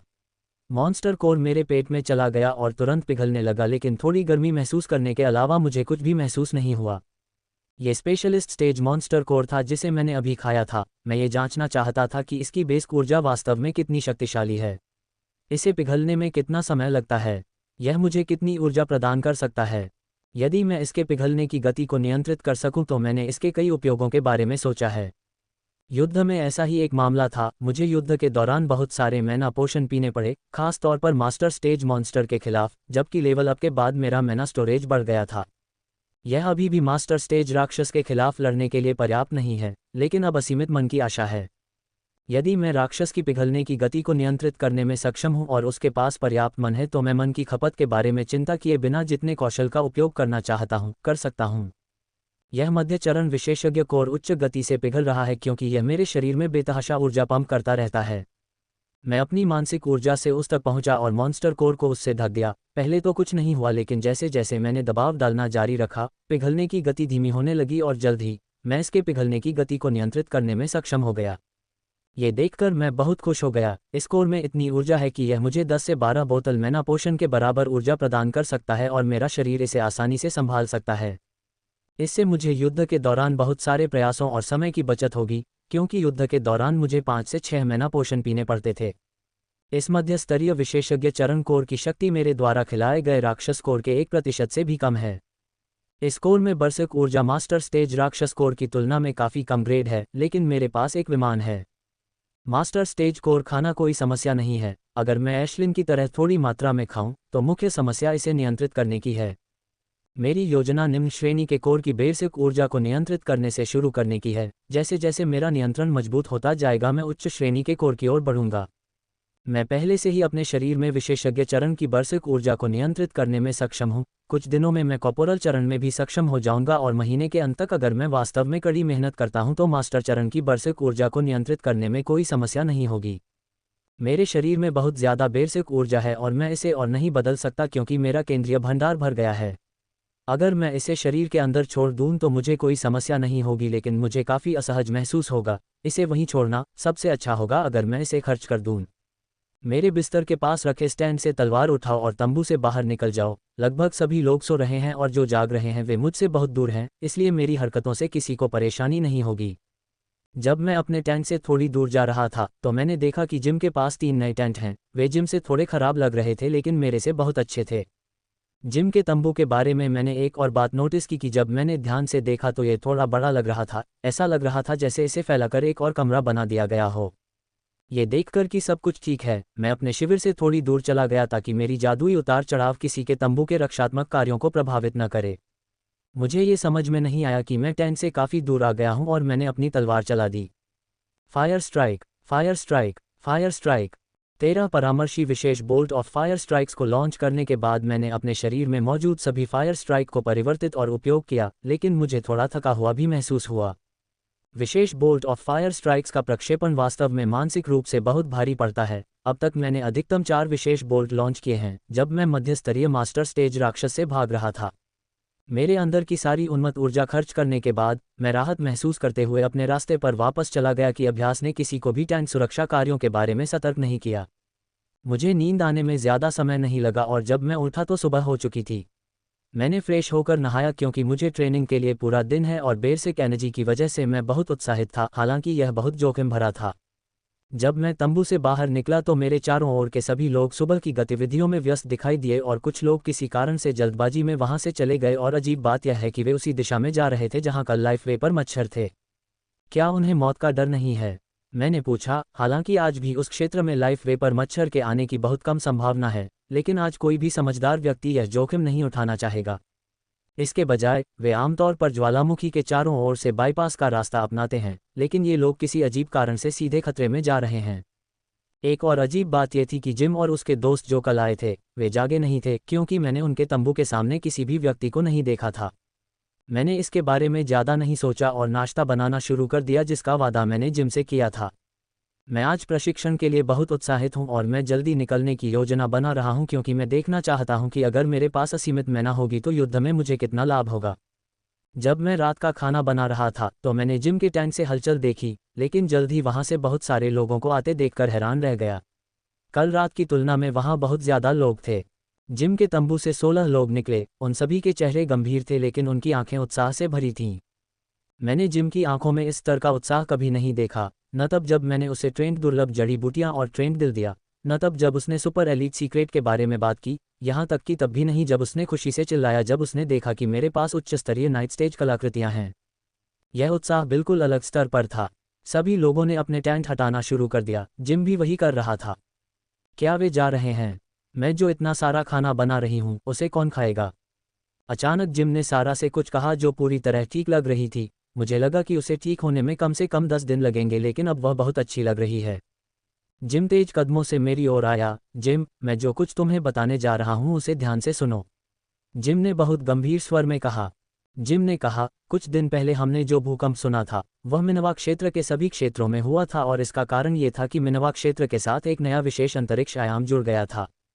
उन्होंने कहा, समय की कमी के कारण मैं अधिक विस्तार में नहीं जाऊंगा, लेकिन मैं आपको एक बात अवश्य बताऊंगा। यह क्षेत्र मध्य महाद्वीप में सर्वोच्च शक्ति के जागृति केंद्रों में से एक है। जब उन्होंने ऐसा कहा तो उनके चेहरे पर श्रद्धा का भाव उभर आया। जागृति भूमि, जागृति क्या? मैंने इस शब्द के बारे में पहले कभी नहीं सुना था, लेकिन जिम की आवाज़ कितनी गंभीर है ये देखकर यह बहुत महत्वपूर्ण लगा। सेवन संगठन के सदस्यों ने इस नए क्षेत्र में प्रवेश किया और पाया कि वहां पहले से ही मध्य महाद्वीप से जागृति के लिए लाखों लोग मौजूद हैं। उन्होंने कहा, उन्होंने हमारे वहां जाने पर कोई प्रतिबंध नहीं लगाया है, बशर्ते हम परीक्षा पास कर लें, हम जागरण समारोह के लिए पात्र होंगे। जागृति क्या है? इससे पहले कि वह आगे कुछ बोले, मैंने पूछा, वह जागृति के बारे में बात करता रहता है, लेकिन यह नहीं जानता कि यह जागृति क्या है। ओह ठीक है, मैं सबसे महत्वपूर्ण बात बताना भूल गया, उसने शर्म से कहा। मैं वास्तव में कहना चाहता था कि आप शर्त लगाए, लेकिन मैंने खुद को नियंत्रित किया। हमारे मन का जागरण एक तरह से इसलिए होता है ताकि हम नियम को समझ सकें। आमतौर पर हमारा मन 12 चरणों को पार करने के बाद स्वाभाविक रूप से जागृत हो जाता है, लेकिन इस समारोह के माध्यम से हम इसे अभी जागृत कर सकते हैं। नियम वह शक्ति है जिसके द्वारा हमारा विश्व संचालित होता है। नियम वह शक्ति है जो चरणों की सीमाओं से परे है। सैद्धांतिक रूप से यहाँ तक कि निजी स्तर का इवॉल्वर भी दुनिया के सबसे शक्तिशाली विशेषज्ञ को मार सकता है यदि वह नियमों को उच्च स्तर तक समझ सकता है। क्या बकवास है। जब मैंने ये सुना तो मैं आश्चर्य से कोसने लगा और कुछ पूछना चाहता था, लेकिन जिम ने फिर से बोलना शुरू कर दिया। संगठन और सरकार आज रात फिर से राज्य के द्वार खोलने जा रहे हैं और लेफ्टिनेंट स्टेज और उससे नीचे के किसी भी व्यक्ति को अंदर जाने दिया जाएगा। प्रत्येक संगठन अपने प्रत्येक सदस्य को इस क्षेत्र में प्रवेश करने का मौका देने जा रहा है। इतना ही नहीं, उन्होंने संघ भर में सभी साहसिक कार्यों के लिए निःशुल्क द्वार खोल दिए हैं।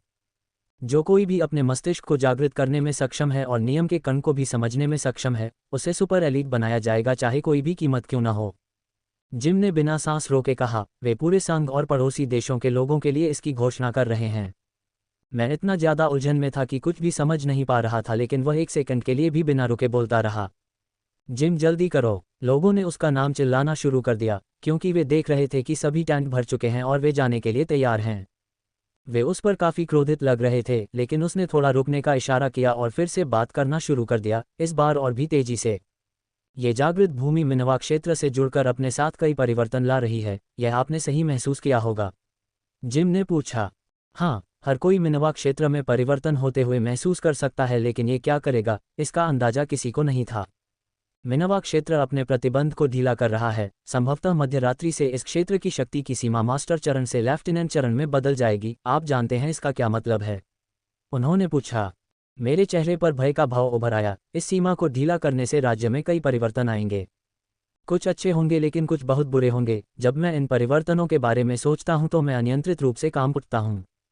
इसका सबसे अधिक प्रभाव हम पर पड़ेगा। लेकिन इससे पहले कि मैं जिम से इस बारे में कुछ पूछता, उसने फिर से बात करना शुरू कर दिया। उन्होंने कहा, जागृति भूमि का प्रवेश द्वार क्षेत्र 9 में है और मैं आशा करता हूं कि जिम आप सचमुच आएंगे। ये जीवन बदलने वाला अवसर है जो हमारे महाद्वीप के लोगों को शायद ही कभी मिलता है। टिंग। उसने मुझे एक छोटी बोतल दी और अपने दोस्त की ओर भागने से पहले मेरी होलोवॉच में भी कुछ भेजा, जिसके साथ वह तेजी से उसी दिशा में चला गया जिधर मैंने पहले लोगों को जाते देखा था। मैं उन्हें खाली भाव से जाते हुए देख रहा था, जबकि मेरा दिमाग इस बारे में सोच रहा था कि जिम ने क्या किया था।